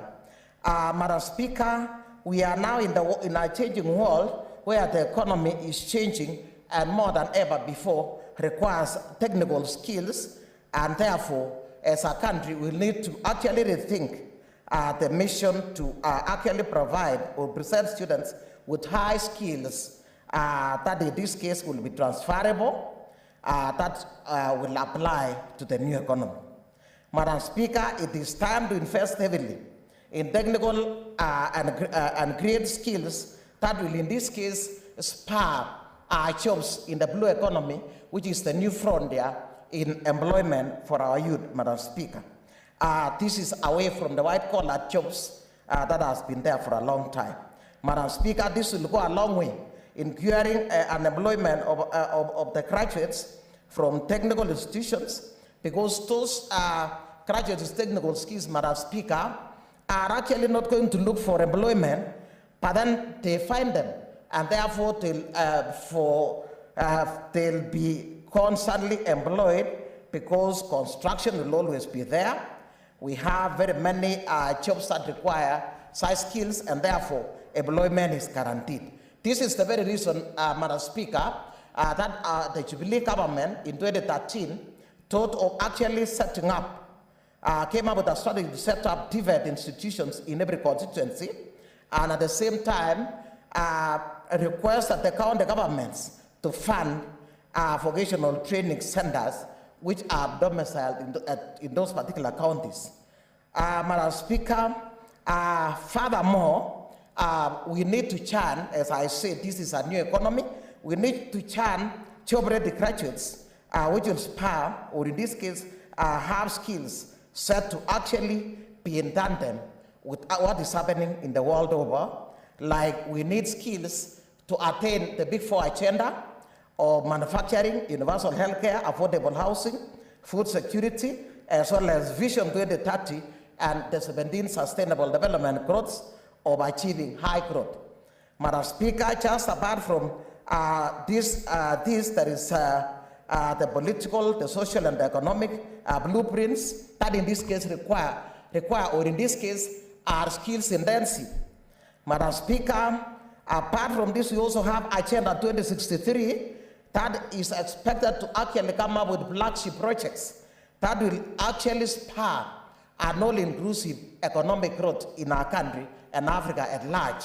And Madam Speaker, these are in the areas of agriculture, for value addition, they are in the areas of industrialization, in the areas of logistics, in the areas of transport, in the areas of machinery, food and beverages, they are in the areas of even science and technology, they are in various areas that are skills, with demand high skills, Madam Speaker, and this will go a long way to provide high quality standard of life, and in this case, where citizens are living, having a very wonderful well-being, Madam Speaker, and they cannot be able to do this without gainful employment. Furthermore, Madam Speaker, with the recent COVID-19, we did realize that even the best of managers, the best of institutions were beaten hands down because of the fact that they ended up, in this case, having closures because of a lack of best ways to work around this. That is why we had lockdowns, we had issues actually coming to standstills, even businesses, even us as a house, as committees, we had to struggle in the first time to actually hold virtual meetings. And I think right now we are getting used to iPads and computers, which actually is obtained through this vocational, this is a skill, obtained this through these vocational training centers, Madam Speaker, and for a long time, even those that are at professor's level or doctors like me are actually lacking such very basic skills that are very important when it comes to actually day-to-day management. Madam Speaker, looking forward, we are told as we are looking at COVID-19 that every 100 years there is found to be a calamity, and therefore we must be developing skills that are futuristic to be able to actually handle such disasters if they are going to come again. Furthermore, we have to encourage our politicians to actually develop, or in this case, work around the skills that are going to spur economic, social, and environmental demands, so that in this case we shall become self-reliant. Madam Speaker, there is also the issue of climate change that is calling for green economies. And green economies again are skills, high skills demand. And in this case, the very reason why we must, in this case as a country and as counties, encourage education that will rely on ability to train, upskill, reskill, and even empower people to take up the new jobs.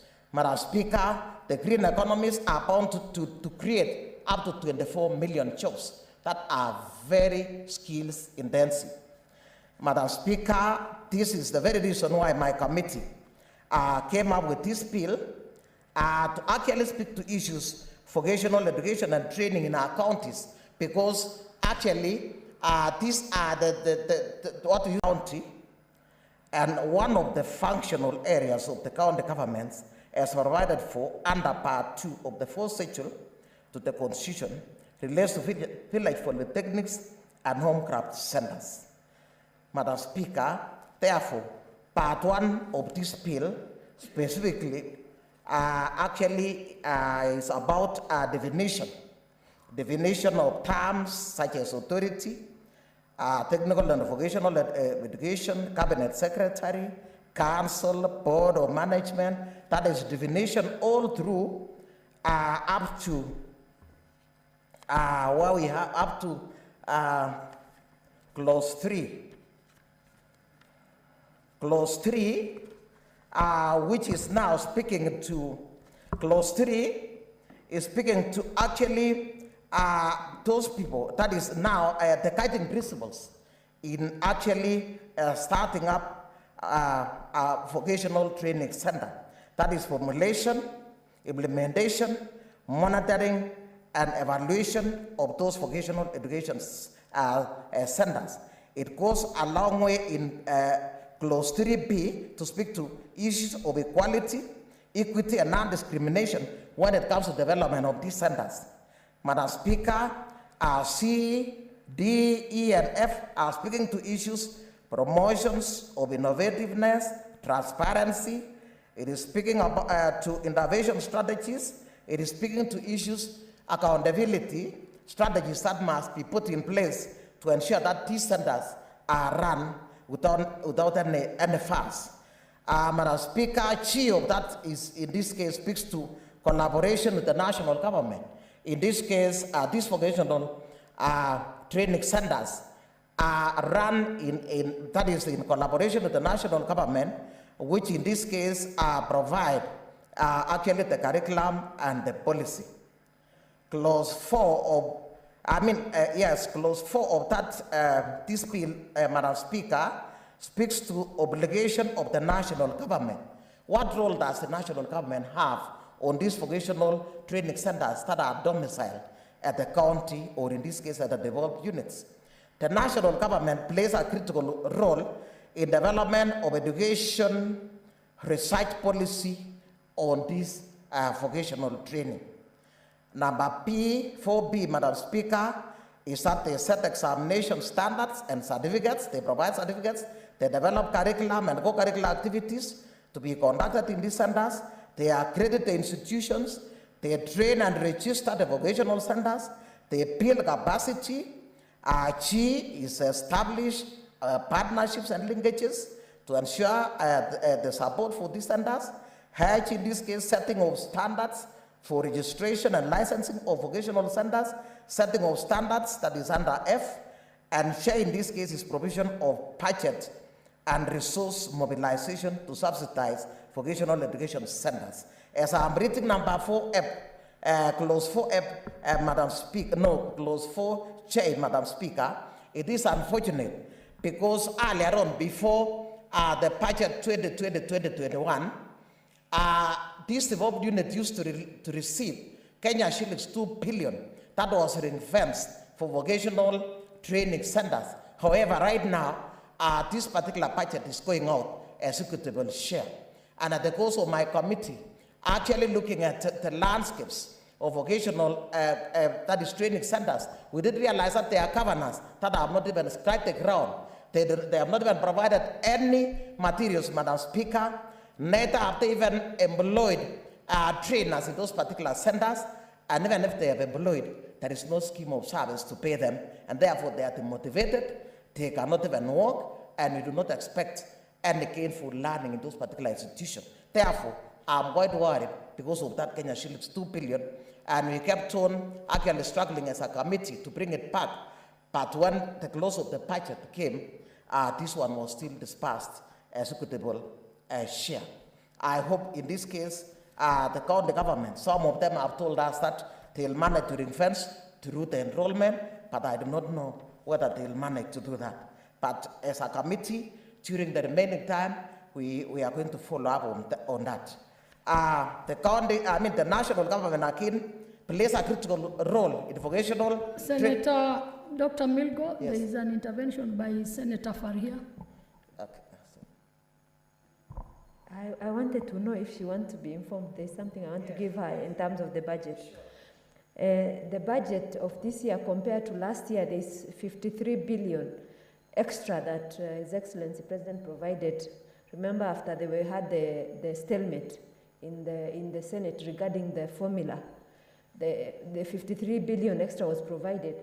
And given each county has much more money, so unless a governor does not want to do the vocational training work, they have much more money at their disposal that they can use. I just wanted to send, so let them not give you that excuse that ring fencing is not there, therefore we don't have to do it. They have much more money that was at their disposal, much more than what was at their disposal last year. Thank you, Madam Speaker. Proceed, Senator Milgo. Thank you, Deputy Majority Leader, for that information. Actually, you know what we mean by management, and you know our governors, when there is nothing specific, they'll always actually mismanage, they will divert the funds, and we are saying, come the future, if it is possible, it is important to ring-fence that particular funding, because all the time, it is important when we have funds and they go to the county functions full of funds, and in this case, to be identified for the various footheads. Another very important function played by the national government under Clause 4K is monitoring and evaluation to ensure implementation is going on well.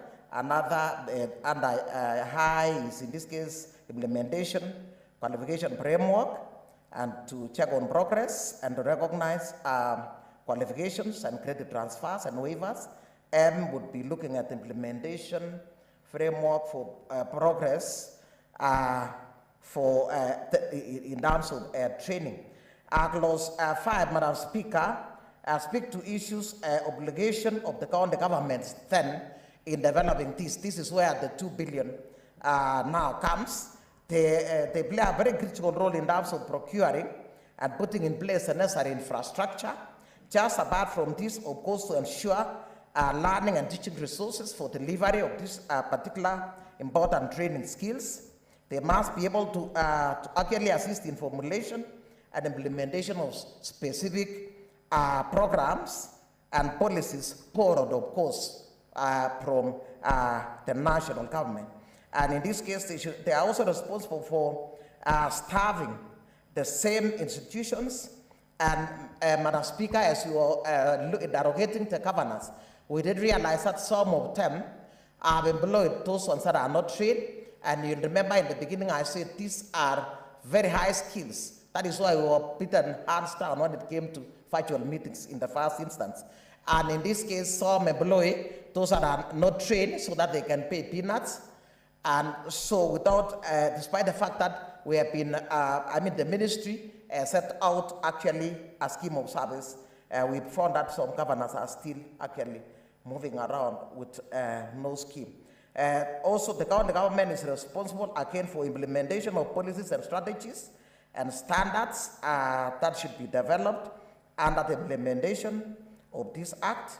They are also supposed to provide funding necessary for development of education standards. They are also supposed to identify trainees with special needs and develop assessment centers that we are calling EAC centers.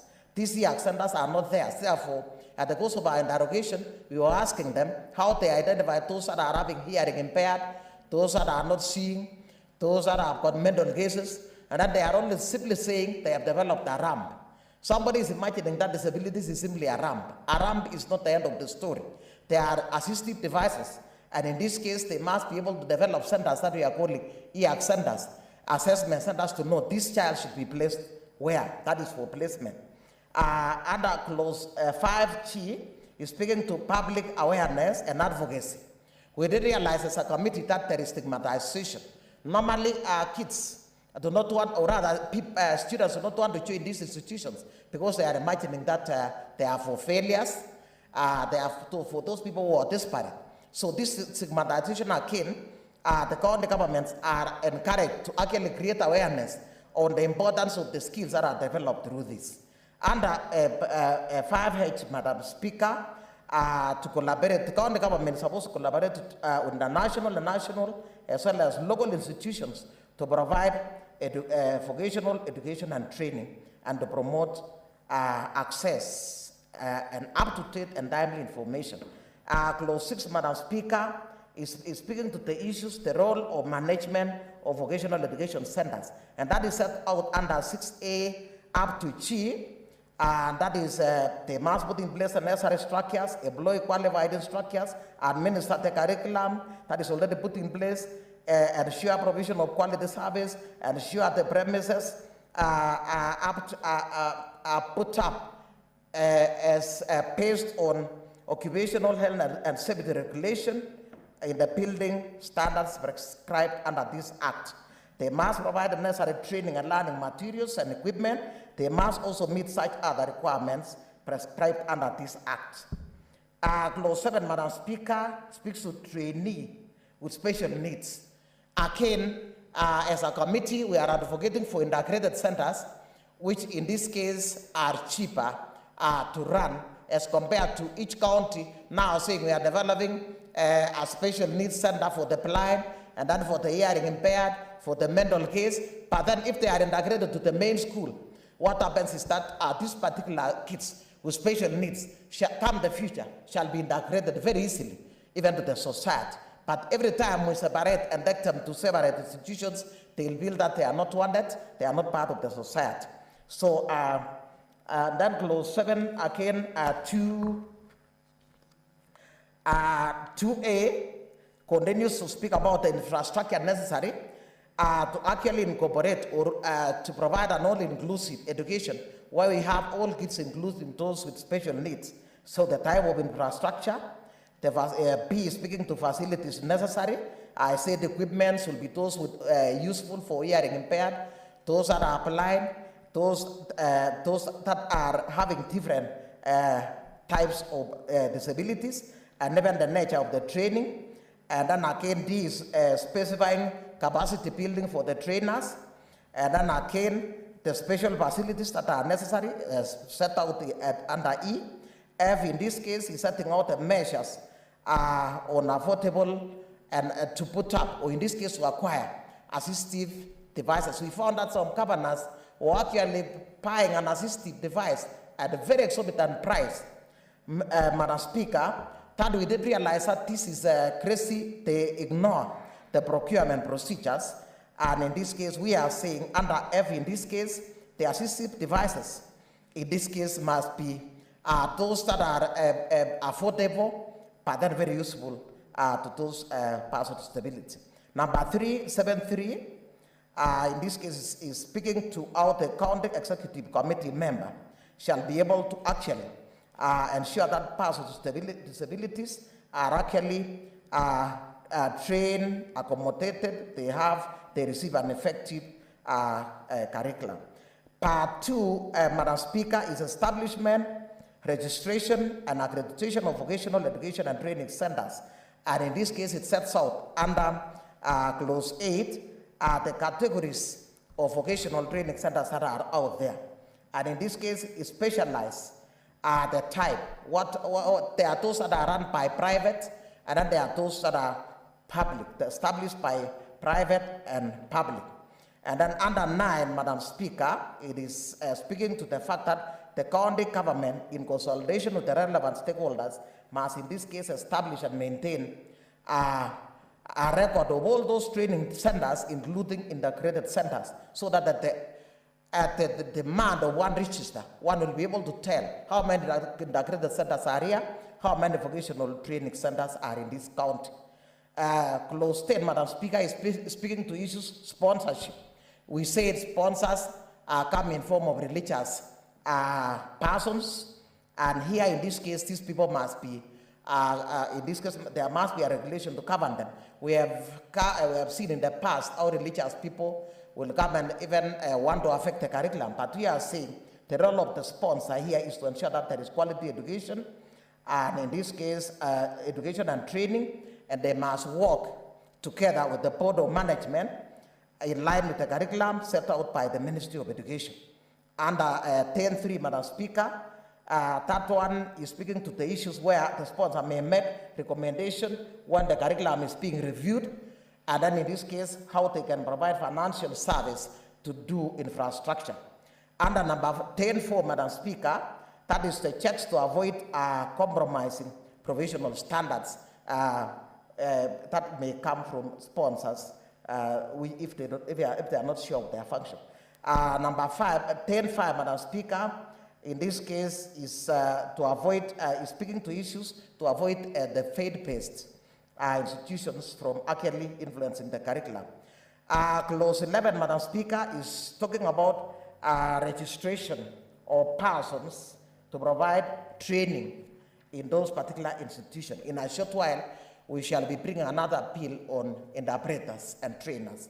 But this bill also is speaking to how we can license the people who are going to train, so that we do not have every Dick, Tom, and Harry going to teach in these training institutions. For a long time, Madam Speaker, people have actually taken vocational training centers as if they are just there for its own sake. But you'll realize, I've said, they are the skills, they are the futuristic skills required to spur our economy. So again, this P under number P, that is 11P, it is speaking to how a license of a trainer can be cancelled. It is also speaking to how C is speaking to how the trainer can be suspended.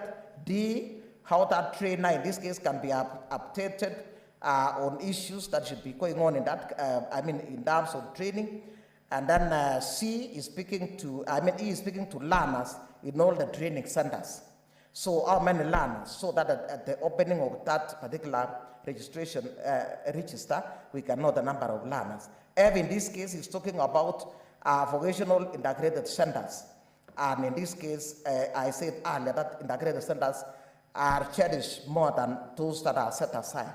She will speak to issues of executive county member who may from time to time determine the people, or in this case, what happens in the various vocational training centers.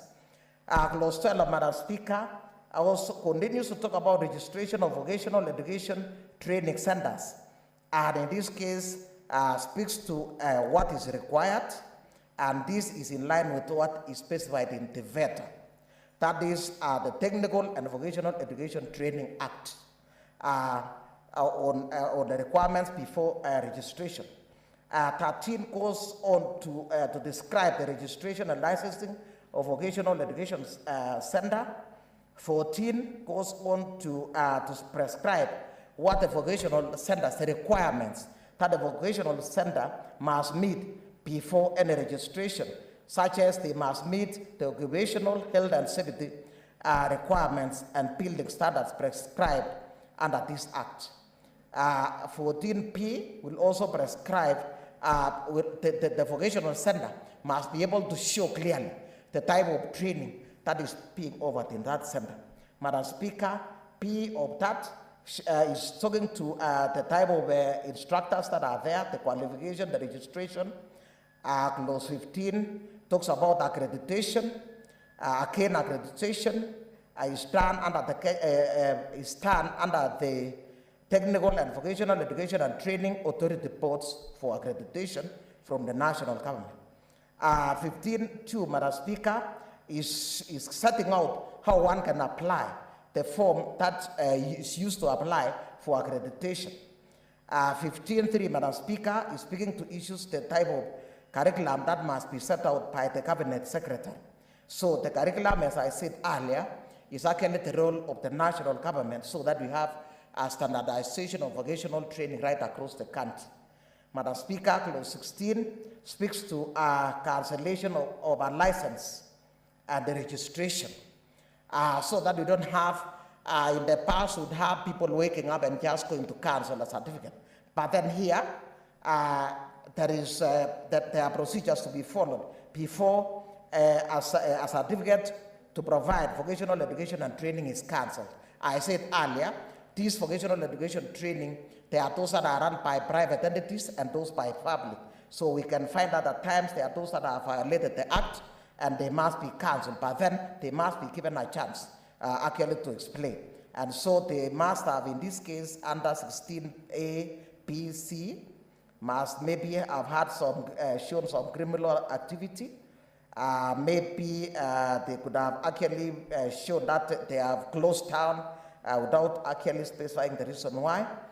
And then 16.2 is also still speaking to a role of the executive committee member on going about this, where the committee member must ensure that the licenses that are issued must, in this case, are met, the institution must have met the requirements before such licenses are issued. Clause 17, Madam Speaker, continues to speak to the procedures of notice of non-compliance Just before we cancel, we give a notice. And then under 2, clause 17.2, P, this how it should be done in writing, under information, steps to be taken, time taken, condition information, and then again 17.2a speaks to how a period can be extended with the requirement of that person whose institution was going to be shut down. Clause 18, Madam Speaker, is speaking to closure of a vocational education and training center. Again, it cannot be done without consultation, and here the county executive member must consult up to and including the national government. Madam Speaker, that goes all the way up to 4, which is still speaking to how closure will be brought. Number 3 is speaking to the manner in which those that are failed are handled before the final closure. Clause 19, Madam Speaker, is also speaking to how that is the penalty. How if a person contravenes the provisions of 10.3, 12, 15, 18.1 of this Act, that person commits an offense liable to a fine not exceeding 5 million and imprisonment of a term not exceeding 3 years, or both. Part 3, Madam Speaker, shows the management of vocational, is speaking to management of vocational education and training. And this one actually starts with clause 20, where each county government is responsible for the overall management of course management through a board of management. And 22 is speaking to how a committee member shall be able to actually determine that is the type of management that must be in every institution, and clause 21 sets out the members that must be in the board of management. Madam Speaker, 21.2 is talking about how the bodies that it is not a corporate entity, the membership of that board, how the board is elected. Under 4, it is showing how the county executive shall appoint the board members through a county gazette. Clause 22, Madam Speaker, is speaking to functions of the board, again to oversee the provisions of education, manage the properties, manage vocational training, develop and implement vocational education and training strategic plan, mobilize resources, regulate enrollment, prepare annual estimates, income expenditure, receive on behalf of the Vocational and Education Training Center fees, grants, donations, and any other monies. That is set out in clause 22 all the way from A up to I and up to J. All of that, that is the role of the Board of Management. Clause 23, Madam Speaker, talks about the conduct of business and affairs of the Board of Management, how the Board of Management shall conduct their affairs, and even when it comes to forming some subcommittees to be, for efficiency. Sometimes a board can form subcommittees for efficiency, and this one sets out the fact that the small subcommittees must be subcommittees specific to a given area, and at the same time comprising people with specific skills to be able to run the particular committee. Madam Speaker, clause 25 is talking about remuneration. This should be done by the Public Service Board in line with that set out by the Salaries and Remunerations Commission, so that we do not have some illegal remuneration of the board members. Clause 26, Madam Speaker, talks about vocational, that is vacation of office, how a board member can vacate office, maybe if the member dies, resigns through writing a letter, convicted of an offense, absence from 3 consecutive meetings, contravene Chapter 6 as physical or mental incapacity, incompetent, a charged, bankrupt, and on and on. All those are conditions for vocations, for vacating office as set out in clause 26. Clause 27, Madam Speaker, is speaking to annual report on governance, which must be provided by the Board of Management to the Executive Committee member to show what is going on in that institution. Clause 28, Madam Speaker, speaks to records that must be kept in all the vocational training centers, register Clause 28A, B, C, D, E talks about register, record of all fees, register of assets and liabilities, are the records that are important in an institution. And then clause 29 speaks to issues, vocational education and training instructors, how they can be employed, methodology for employing. And in this case, it is setting out the fact that from 29A that they must be certified and registered. And they must meet chapter 6. They have not been charged with bankruptcy. Again, no offense or imprisonment within 12 months. Again, they must meet the requirements prescribed under this act. And then each county government, in this case, is responsible then for funding, and in this case, remuneration. A few minutes ago, I said the few counties that we have spoken to, both in ECDE and even in vocational training, we realize that there is no proper schemes of service. And despite the fact that we are speaking to the fact that the county government is supposed to fund this, despite the fact that they have received an addition of 53 billion, still there is no clear-cut methodology of actually remunerating the staff in those vocational training centers. Part 4, Madam Speaker, is standards and quality of education in these training centers, and it speaks to the framework of curriculum. That is clause 30, is speaking to the framework of the curriculum that I said earlier should be developed by the national government. Under number 232, of course, the curriculum in this case is developed in conjunction with Kenya Institute of Curriculum Development. 33, Madam Speaker, is speaking to again reviewing of curriculum, how the curriculum can be reviewed and guidelines for doing that in line with national policy. Under number 34, it is talking about the curriculum, in this case, how the curriculum can be reviewed in consultation with all stakeholders, and this one must be guided by the county executive member. Under clause 35, Madam Speaker, in this case is speaking to a review of the curriculum that in this case must be given by a notice in the cassette, by a cassette notice. Again, review of the curriculum must take up a frame that is offered by the national government. In addition to that one, 5B is speaking to amendment of a curriculum, information regarding the place, time, and manner in which information is obtained to actually amend the curriculum. Clause 31, Madam Speaker, is speaking to issues to do with education and training programs.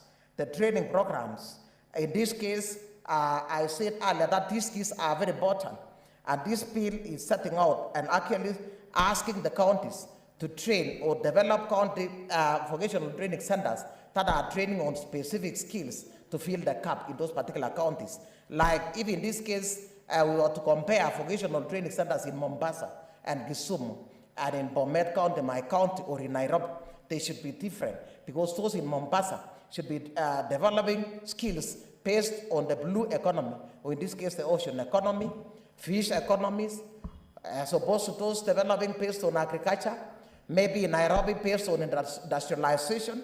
So we are saying, so that when, in this case, we set out to go and look for those particular vocational training centers that are training on a particular skill, we shall say we are going to Kisumu for issues related to only fish, and then only go to Mombasa, blue economy. We come to maybe the Rift Valley on agriculture, we talk about food and beverages, we talk about industrial, we talk about computers, we talk about mining, we talk about whatever that is present in the various counties, because actually these vocational centers are supposed to fill the gaps that are required in the counties, because we said they are going to provide the employment to our kids. Competency assessment.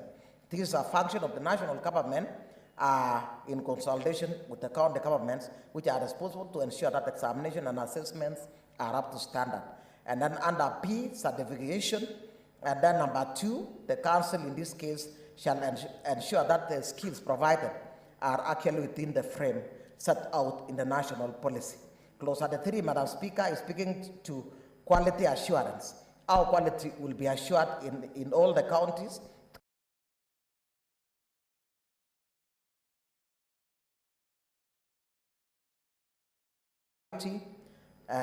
standards and relevance, and these structures in this case that are developed must adopt the standard and quality and relevance set out in by the national government, which are actually quite appropriate.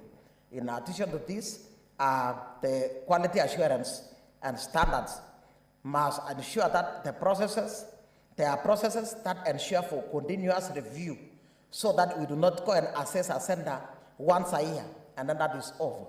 Constant assess to ensure that the type of education going on there is actually in tandem with what is required. Part 4, Madam Speaker, is talking about transition provisions, where existing vocational education and training centers realize that this one is coming up. In the past, we used to have village polytechnics, and we are saying that they'll automatically become those similar to the ones that we are speaking to in this act, but then at the same time, they must be registered. They must be registered afresh, or in this case, renew their licenses. They need to apply and register. And then that is clause 34. 5 is still talking about transition of the same centers from the earlier very low village polytechnics to fairly upper standards and with better skills, better facilities, better infrastructure. That continues all the way. Number 5, number 6 is still talking about the transition of those existing village polytechnics to the vocational training centers that we are speaking to in this act. Clause 35, Madam Speaker, is speaking to preservation of licenses, certificates and registration, which must be kept, in this case, in such a way that any person that walks into these centers will be able to inspect these instruments at the press of a button, or in this case, they must be supplied for inspection. That is Article 35 provides for any officer going to those institutions must be able to inspect those, because every institution must be able to keep those licenses, certificates and registration documents. Clause 36, Madam Speaker, is talking about transfer of assets, liabilities and staff. Staff that were in those village polytechnics that are now turning into the upgraded vocational training centers will be taken up by the new centers. In this case, it will become their rights, obligation and liabilities, because every individual that takes up an institution takes up the institution together with assets and liabilities. So that one continues all the way up to number 4, part 5, part 6, sorry, the miscellaneous, which is simply talking about the general penalty to every member now. Any other members can be penalized by actually finding a person convicted of an offense under this act, for which no penalty is provided for, shall be liable to a fine not exceeding 3 million shillings or to imprisonment for a term not exceeding 2 years or both. That is the penalty. And then it goes ahead to talk about the regulations that the Cabinet Secretary charged with the vocational training will be able to develop regulations now to guide the management, to guide, or in this case, to actually speak to issues, national policies. The national policies must be broken down into regulations and guidelines which are better understood by the people at the very lower levels, at the counties. So in this case, the limit of regulation, number of trainees, grants, duration, expiry, regulations governing prescription of the number of subjects, movement and renewal of certificates, transfer of grades, and these are prescribed all under this. So, Madam Speaker, again, it continues to speak to regulations that can be imposed in registers of vocational centers. It continues to keep regulations, again, governing records that should be kept a vocational center. And under 3, it is still talking about the regulation, or for this purpose under Article 94(6) of the Constitution, which in this case delegates this section to enable the Cabinet Secretary to the county executive. It is speaking to issues delegation. The Cabinet Secretary delegates to the county executive committee member to run on behalf of the national government. And then P, the authority of the Cabinet Secretary, and the county executive member to make regulations under this Act shall be limited to bringing into effect provisions of this Act and fulfillment of the objectives and specified under this section.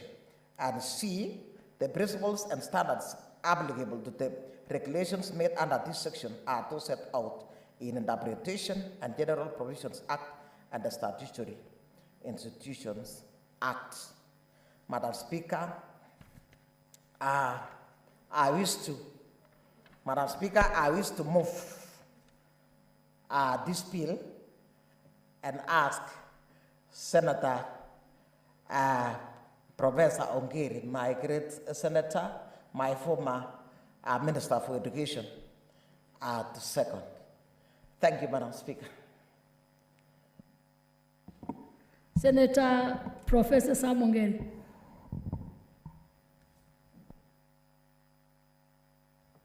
Thank you, Madam Speaker. Indeed, I have tremendous pleasure in seconding this bill. I was the first Minister for Technical Training and Applied Technology in 1988. And one of the things that was meant for me to establish was the fact that there were so many Juakali operators who did not have any level of certification. They could not be recognized, whether in the motor industry, whether in agriculture, whether in anything else, and therefore they were left completely at the mercy of the big industrialists who could manipulate them in one way or the other, because they did not have any qualification framework that you could think of for them to be able to access either employment or to access whatever things they were producing to be made available to the market for sale.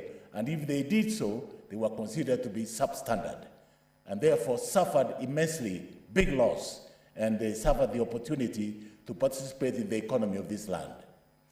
And my first task then was to be able to create a qualification framework for those school leavers, the school leaving group at the KCPE level and at the secondary level. And what I did was to be able to create a level playing field where we decided at that moment that we will do a curriculum development. And we did a curriculum development at the Kenya Institute of Curriculum Development, and we were able to create the categories of development that were required to be attained for somebody to gain a certificate which is recognizable in the market, in the job market, or which is also recognizable in the private sector should they venture to go into Juakali sector or to micro enterprises. And therefore, the first category was those who were post-primary, primary education, where we did not have 100% transition. It's only at that time there were almost 60 to 72% transition from primary to the secondary level. And therefore it was necessary to provide some skill level for those people who could not proceed ahead for vertical progression towards the upper level of secondary education. And then thirdly was the post-secondary, because the transition rate from the post-secondary examination to the university was only about 10%. And therefore, a huge chunk of Kenyans, men and women, were left out, and these are the people who are becoming jobless in the job market, and therefore creating a lot of antisocial elements within our society and within our families. And therefore, we also set the type of qualification framework that they need to acquire at that level to be able to succeed in that, towards that level. This gave birth to sessional paper number 1 of 1988, educational paper, that was then be able to, on vocational and technical training element, to be able to be applied in this country. We also extended the training beyond the normal vertical movement. We also said there could be also horizontal movement. And that horizontal movement was that if somebody entered at the artisan level, at the post-primary level, and acquired an artisan grade, what are the chances that these people can also improve their educational standards, that they could also vertically, we created that they could move up to the another middle-level colleges. At that time, this country had set up the technical training institutes, and there were about 7 of them in each province at that time, the 8 provinces, and therefore they could then, at that level, they were being offered a diploma or a crafts course. And we said, if you had acquired an arts and training qualification at the post-primary level, at the youth polytechnic level, at the village polytechnic level, it should then be possible for you to advance to the technical, to the higher level, which is a technical training institutes that we had at that time. And then you acquire a diploma or higher diploma or a crafts course. And then we said, if you need to go to the university, we should also be in a position to create the technical universities to be able to absorb some of these candidates who may be able to advance vertically to the university at the technical level to achieve the standards that are required to enter the university level. And we did not preclude that those who had finished the post-secondary education who are not able to go to the university and had an aptitude to do the vocational and training centers should then horizontally cross to these middle-level colleges, the middle-level institutes of technology, to advance for crafts course. And those who wanted to go to the university, that then the Kenya Polytechnic in Nairobi here was a national polytechnic that was, and the Kisumu National Polytechnic and Mombasa National Polytechnic, we were able to change, and in fact, as a minister then, we were able to change the Nairobi, the National Polytechnic in Nairobi here to a university, a technical university. That's how you got some of these technical universities being developed. So the students who are at this level could proceed on to the technical universities. One thing we realized, Madam Chair, Madam Speaker, is the fact that after training these people, how do they then go to the world of work? How do you shunt them the world of work? We realized at that time, I did realize at that time as the minister, that it was important to be able to even get to the industry and see how these people can do apprenticeship in the industries to acquire some experience so that they can go out and be able to get self-employment, which will be able to be a very important thing for them. And for every Juakali who went out and was self-employed, created 5 to 8 jobs. And you remember when we had a glut in our economy in 1990 to 1992, when the Bretton Woods institutions, the World Bank, the IMF, and other donor lending countries refused to give money to Kenya, and we had a job glut, and we had a problem with this, it was the Juakali sector that came into the rescue of this nation, because they created between 40 to 45% of jobs that were required to be absorbed in the industry. Then it was at that time we realized the value of this. I even extended it further. I said, there are those who may not have gone to normal formal school, but they have had this art of they have the art of craftsmanship, and they could be able to attain certain skills that were in use at that time, like pottery. There are those people who never went to school, but if you tell them to do the pottery, they will do it with finesse, with perfect finesse, even much better than a person who has been technically trained to do pottery.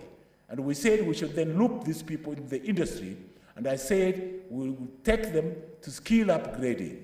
There were those who were in the Juakali sector who are not very refined in terms of their skills. I then acquired, there was a Directorate of Industrial Training in the Ministry of Labor, which was transferred to my Ministry of Technical Training and Applied Technology.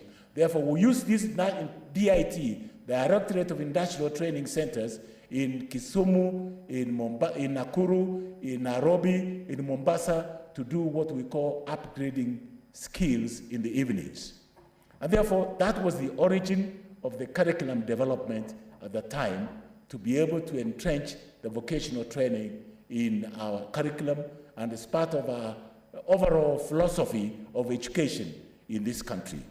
What is the purpose of that vocational training? Now, why do we have this law coming into place? First of all, this is a function which has been devolved to the county governments.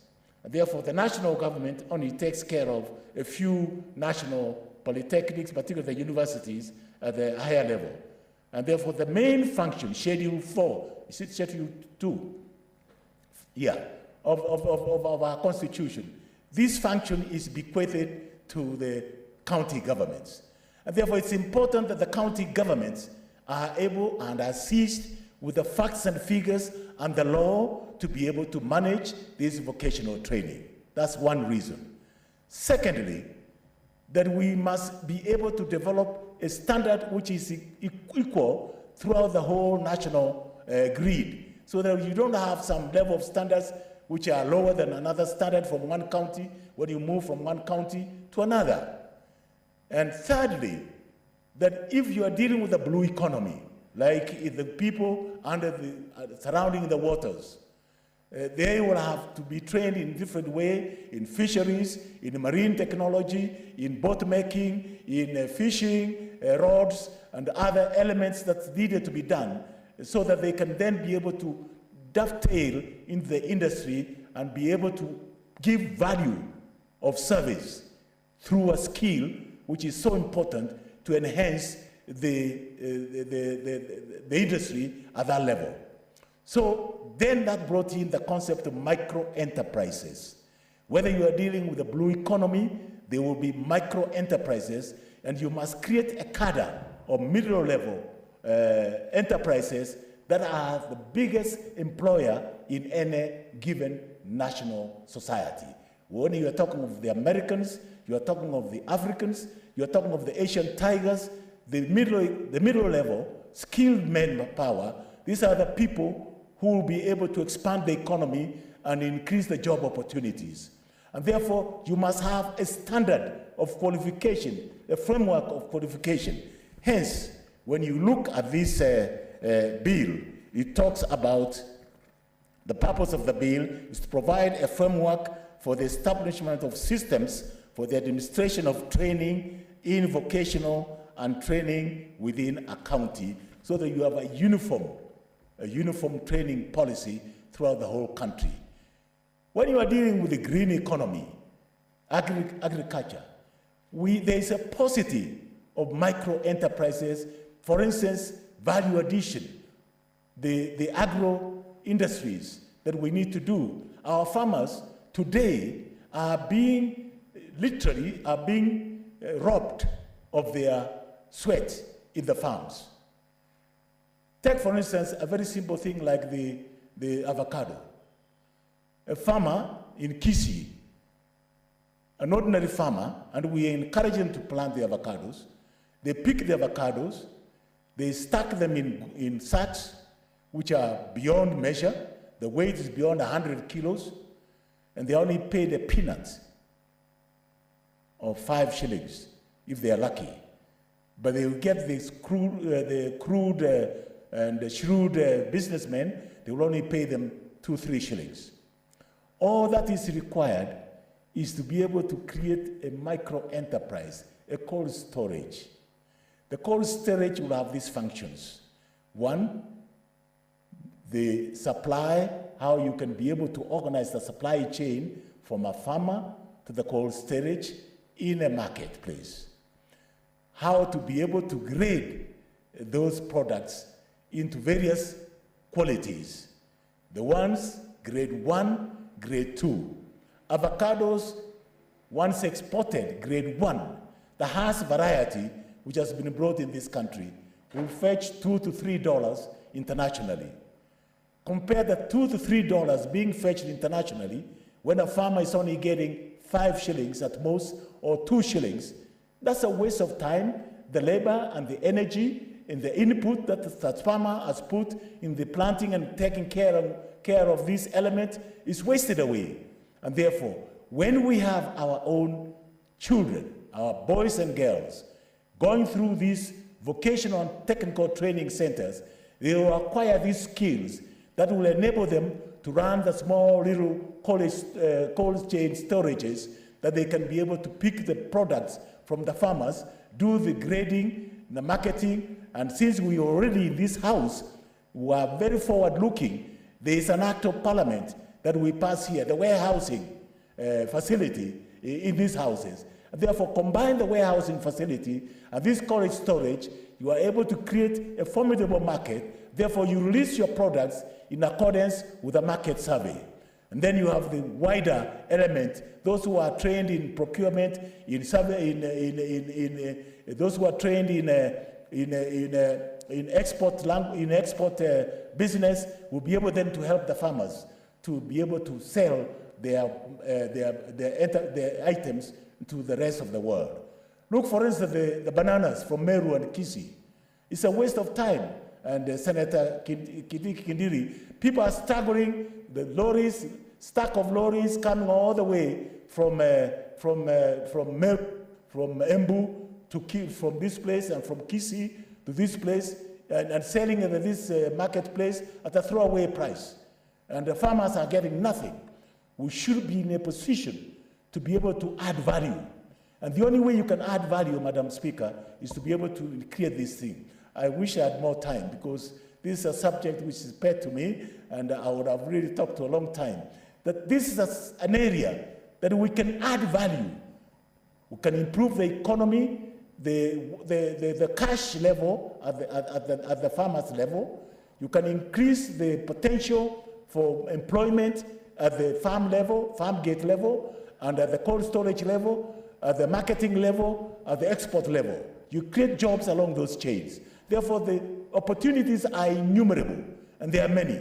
So I'm happy that this bill deals with setting up with the crafts, the level at which we must start is at the crafts level, so we can move forward. And I support a bill that will enhance the skills improvement. When you talk of industrialization, there's no way you can do industrialization without recourse to skilled manpower who are properly trained in our institutions that are recognized by county governments. I must sound a warning that county governments must not pay a lip service to the investments in the infrastructure and the standards in these vocational training centers. They should not be seen just as other centers. They should be seen as serious educational centers that will give skills and give efforts to our people to plant other things. And finally, one of the things that I must really caution is that once this is done, the enormous amount, when you talk about village incubation centers, that the national government policy has rolled out, the only way this can have a meaningful purpose for our people is for those village incubation centers, the hub centers, to be able to start at the village level when you have properly trained, skilled manpower. The electricians, we have rolled out rural electrification. You don't have the maintenance electricians to be able to cut out, and you need simple craftsmen who are trained in electrical wiring and putting these small little services to the people. The enormous benefits that accrue from this. And all these children who may not find their way to university, those who have an aptitude. That's why even when I was in that ministry, I created talent academies to be able to help children who have a special interest towards a particular level, that they should be able to be absorbed in these micro enterprises through skill training, skill provision, so they can move forward. Madam Speaker, there's much that we can speak about this topic. It's so heavy and so important for this nation. If you want this nation to create jobs, the way to go is to have a robust technical training institutions that churn out very well-skilled manpower to help us create those jobs and create wealth for this nation. With those few remarks, I second this motion. I beg to second.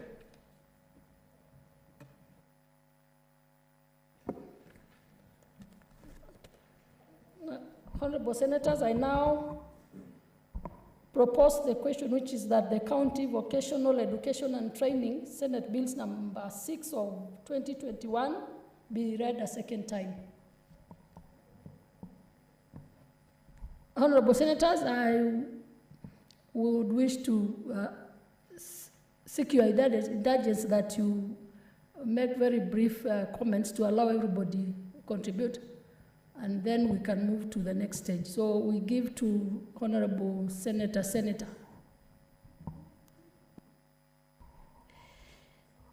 Madam Speaker, this is a very timely bill, and I want to say that this bill seeks to align vocational training institutions, establishment and management to the new Constitution 2010, where vocational training has been given as a function to the county government.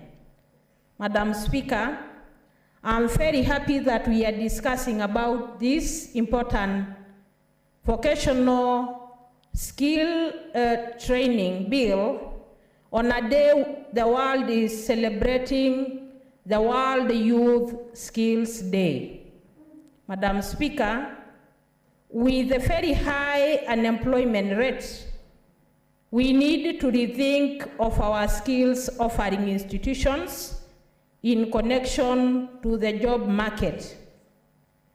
We need to offer skills that are important to the job market. Madam Speaker, I want to speak on very few areas now that you have given me a very short time. I want to speak on the issue of budget allocation to the vocational training institutions by the county government. Madam Speaker, I also want to look at very briefly on public awareness, county government involvement in establishment and management of vocational training institutions, courses offered and market links, national government policies, and technology, and also monitoring and evaluation on the vocational training institutions. Madam Speaker, I want to say that it's very, very important for county governments to allocate a bigger percentage of their allocation, mostly that goes to the education, to vocational training institutions, the former village polytechnics. They need to give a budget that can help in terms of building more facilities for these vocational technical skill institutions. They also need to give bursaries to encourage those youth who are interested in joining these vocational training institutions. They also need to give a budget to the trainers in these institutions. Madam Speaker, not only a budget for salaries, but also they should develop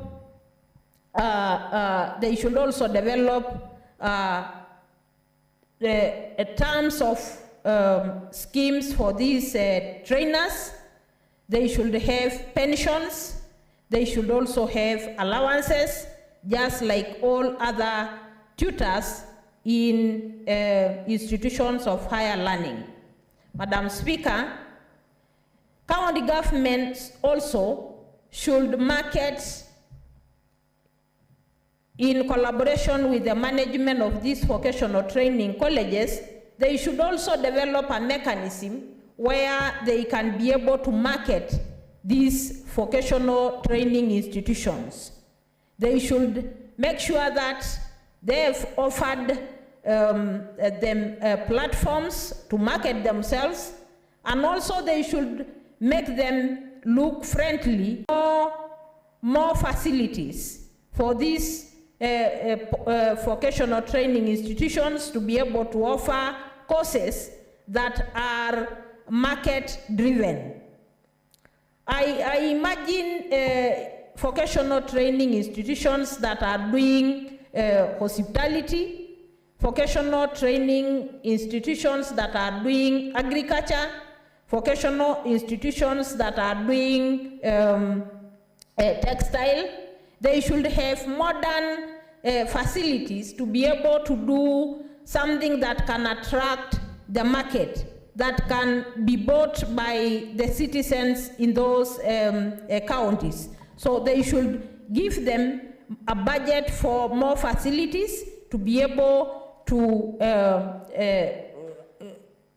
attract the market.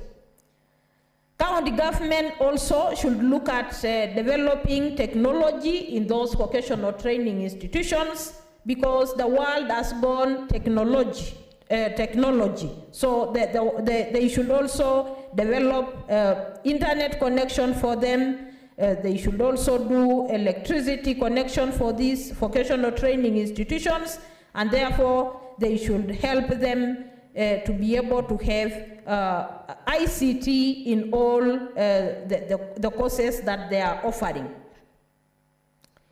Madam Speaker, to finish my contribution on this bill, I also want to say that it is also important to develop a monitoring and evaluation measure on how these vocational training institutions are performing. The county government should collaborate with the ministry to make sure that the boards of management that are put in place should assist the county governments in terms of making sure that these vocational training institutions are performing well. They are also they are also offering quality service to the trainees, and they are also up to standard with all other learning institutions. Finally, Madam Speaker, I also want to say that the county government should create public awareness on the importance of these vocational training institutions, so that the county governments can be able to attract a big enrollment for these institutions. They should help them to create an awareness of the courses that they are doing, they are offering, and also try to pick these trainees for some services that they need. So, Madam Speaker, I think this is a very important bill, and it's a timely bill, and I only urge the House to pass this bill and pray God that when it goes to the National Assembly, it will pass for the importance of this particular sector in our country. Senator Inima Gertrude Musurube, and please be brief so that we have other senators also contribute.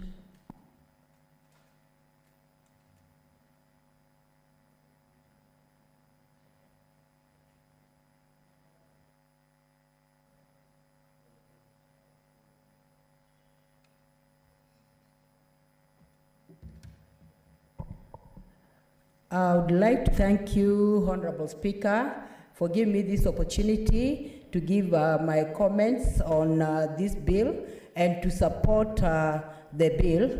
Honorable Speaker, it must be very clear that this bill touches on SDG 4. And when we are talking of SDG 4, Honorable Speaker, all nations of the world gave a promise that by 2030, they're going to ensure that there's going to be education for all. And when we talk about education for all, Honorable Speaker, we are referring to girls being educated, both boys and girls being educated, children with disabilities also getting an education on equal measures with others, Honorable Speaker. So this bill touches on SDG 4 that has 10 targets. And one of the targets that really touches on this is SDG target 4.3 that speaks on vocational training and access to higher education. And Honorable Speaker, this bill is really timely because it is going to ensure that we are actually adhering to the clarion call, the international clarion call of ensuring that no one is left behind. Honorable Speaker, as you speak about this clarion call, we must be aware, and I want to say, Honorable Speaker, as the co-chair of International Network for Parliamentary Education, we must be alive to the fact that on 28th to 29th, our President, Uhuru Muigai Kenyatta, who is really on the front line of education, will be at the Global Summit, which is a collaboration of the UK government and Kenya to ensure that countries rally behind the issue of leaving no one behind. And specifically, Honorable Speaker, this bill is very relative. This bill is very objective in the fact that it is addressing SDG 4.3 that targets higher learning and vocational education. Honorable Speaker, when it comes to SDG 4, we are talking of equal access to affordable technical education. And when we're talking of SDG 4, we are talking of free primary education so that both boys and girls and children with disabilities are able to access free primary education. We are also talking of them transitioning to secondary schools. We are also talking of them transitioning to colleges and universities. We are also talking about them transitioning to the world of work, Honorable Speaker. And as we speak of transitioning, it is very clear that as Kenya, we have a clear objective of ensuring that we have 100% transition from primary school, Honorable Speaker. And I want to say, Honorable Speaker, there are some children from primary schools who are not able to transition to secondary school. And why am I saying this? It is a clear fact that some children are not able to transition to secondary schools because of socioeconomic backgrounds that they come from. Some children come from backgrounds where they're not able, their parents are not able to pay fees. Some children, it is not their fault, Honorable Speaker. We never choose our background. We never choose where to belong. And Honorable Speaker, there are some children also who are not economically endowed, but they are talented, Honorable Speaker. Not all children are endowed with academics. Some of them will transition to secondary schools and universities. Some of them, Honorable Speaker, will not transition there, but they'll opt to actually, they are talented, and they'll opt to be nurtured so that their skills are developed, Honorable Speaker. And I want to say, Honorable Speaker, most categories of children who do primary education and are not able to transition to secondary schools, when you look at them, Honorable Speaker, you'll find that someone has a skill. And Honorable Speaker, this bill will ensure that not everyone targets to go for white-collar jobs. Because, Honorable Speaker, there are some children who are actually skills-based naturally. Some of them just naturally. You don't even have to train them. You just have to nurture what they're doing. Honorable Speaker, I will give an example of masonries. You will find that when you go to the ground, the people who are very good at masonry work, it's not that engineer who has come from the university, Honorable Speaker. It is that person who has learned for himself, who has learned, Honorable Speaker, and is able to even build a house and complete very well, Honorable Speaker. But you find that an engineer who has come from the university will not have hands-on on the job. He'll just direct, do this, do that. But the person on the ground is actually that one who has not even gone to school, but has the talent, Honorable Speaker. So this bill is speaking to how can we nurture the talent of such like people, Honorable Speaker. This bill is encouraging also blue-collar jobs, Honorable Speaker. You'll also find, Honorable Speaker, that there are some people who are just naturally good salonists, Honorable Speaker. They have not gone to any school. But, Honorable Speaker, when you take them through academics, they may not have value input. But in the talent they have, if it is nurtured, Honorable Speaker, and they even have the certificates, they can very well join the vocational training. And when they join vocational training, Honorable Speaker, they already have hands-on. What they just need is the startup capital. So when they get the startup capital, they can very well advance, Honorable Speaker. So, Honorable Speaker, this bill is also ensuring that no one is left behind simply because he is not economically endowed, Honorable Speaker. And I want to say, Honorable Speaker, that when Kenya talks of 100% transition, it means that some people will go academic, some learners will go, in the vocational way. But, Honorable Speaker, it is true that it is possible for us to nurture all learners in this country, so that someone is, wherever someone is gifted, he has value addition to this country, Honorable Speaker. And even this bill talks about, children with disabilities, learners with disabilities, which is also one of the targets of SDG 4. And in the SDG 4, it is actually talking about an inclusive process. And when I talk about an inclusive process, Honorable Speaker, we are talking about issues of ensuring that even learners with disabilities who are talented, their talent is nurtured.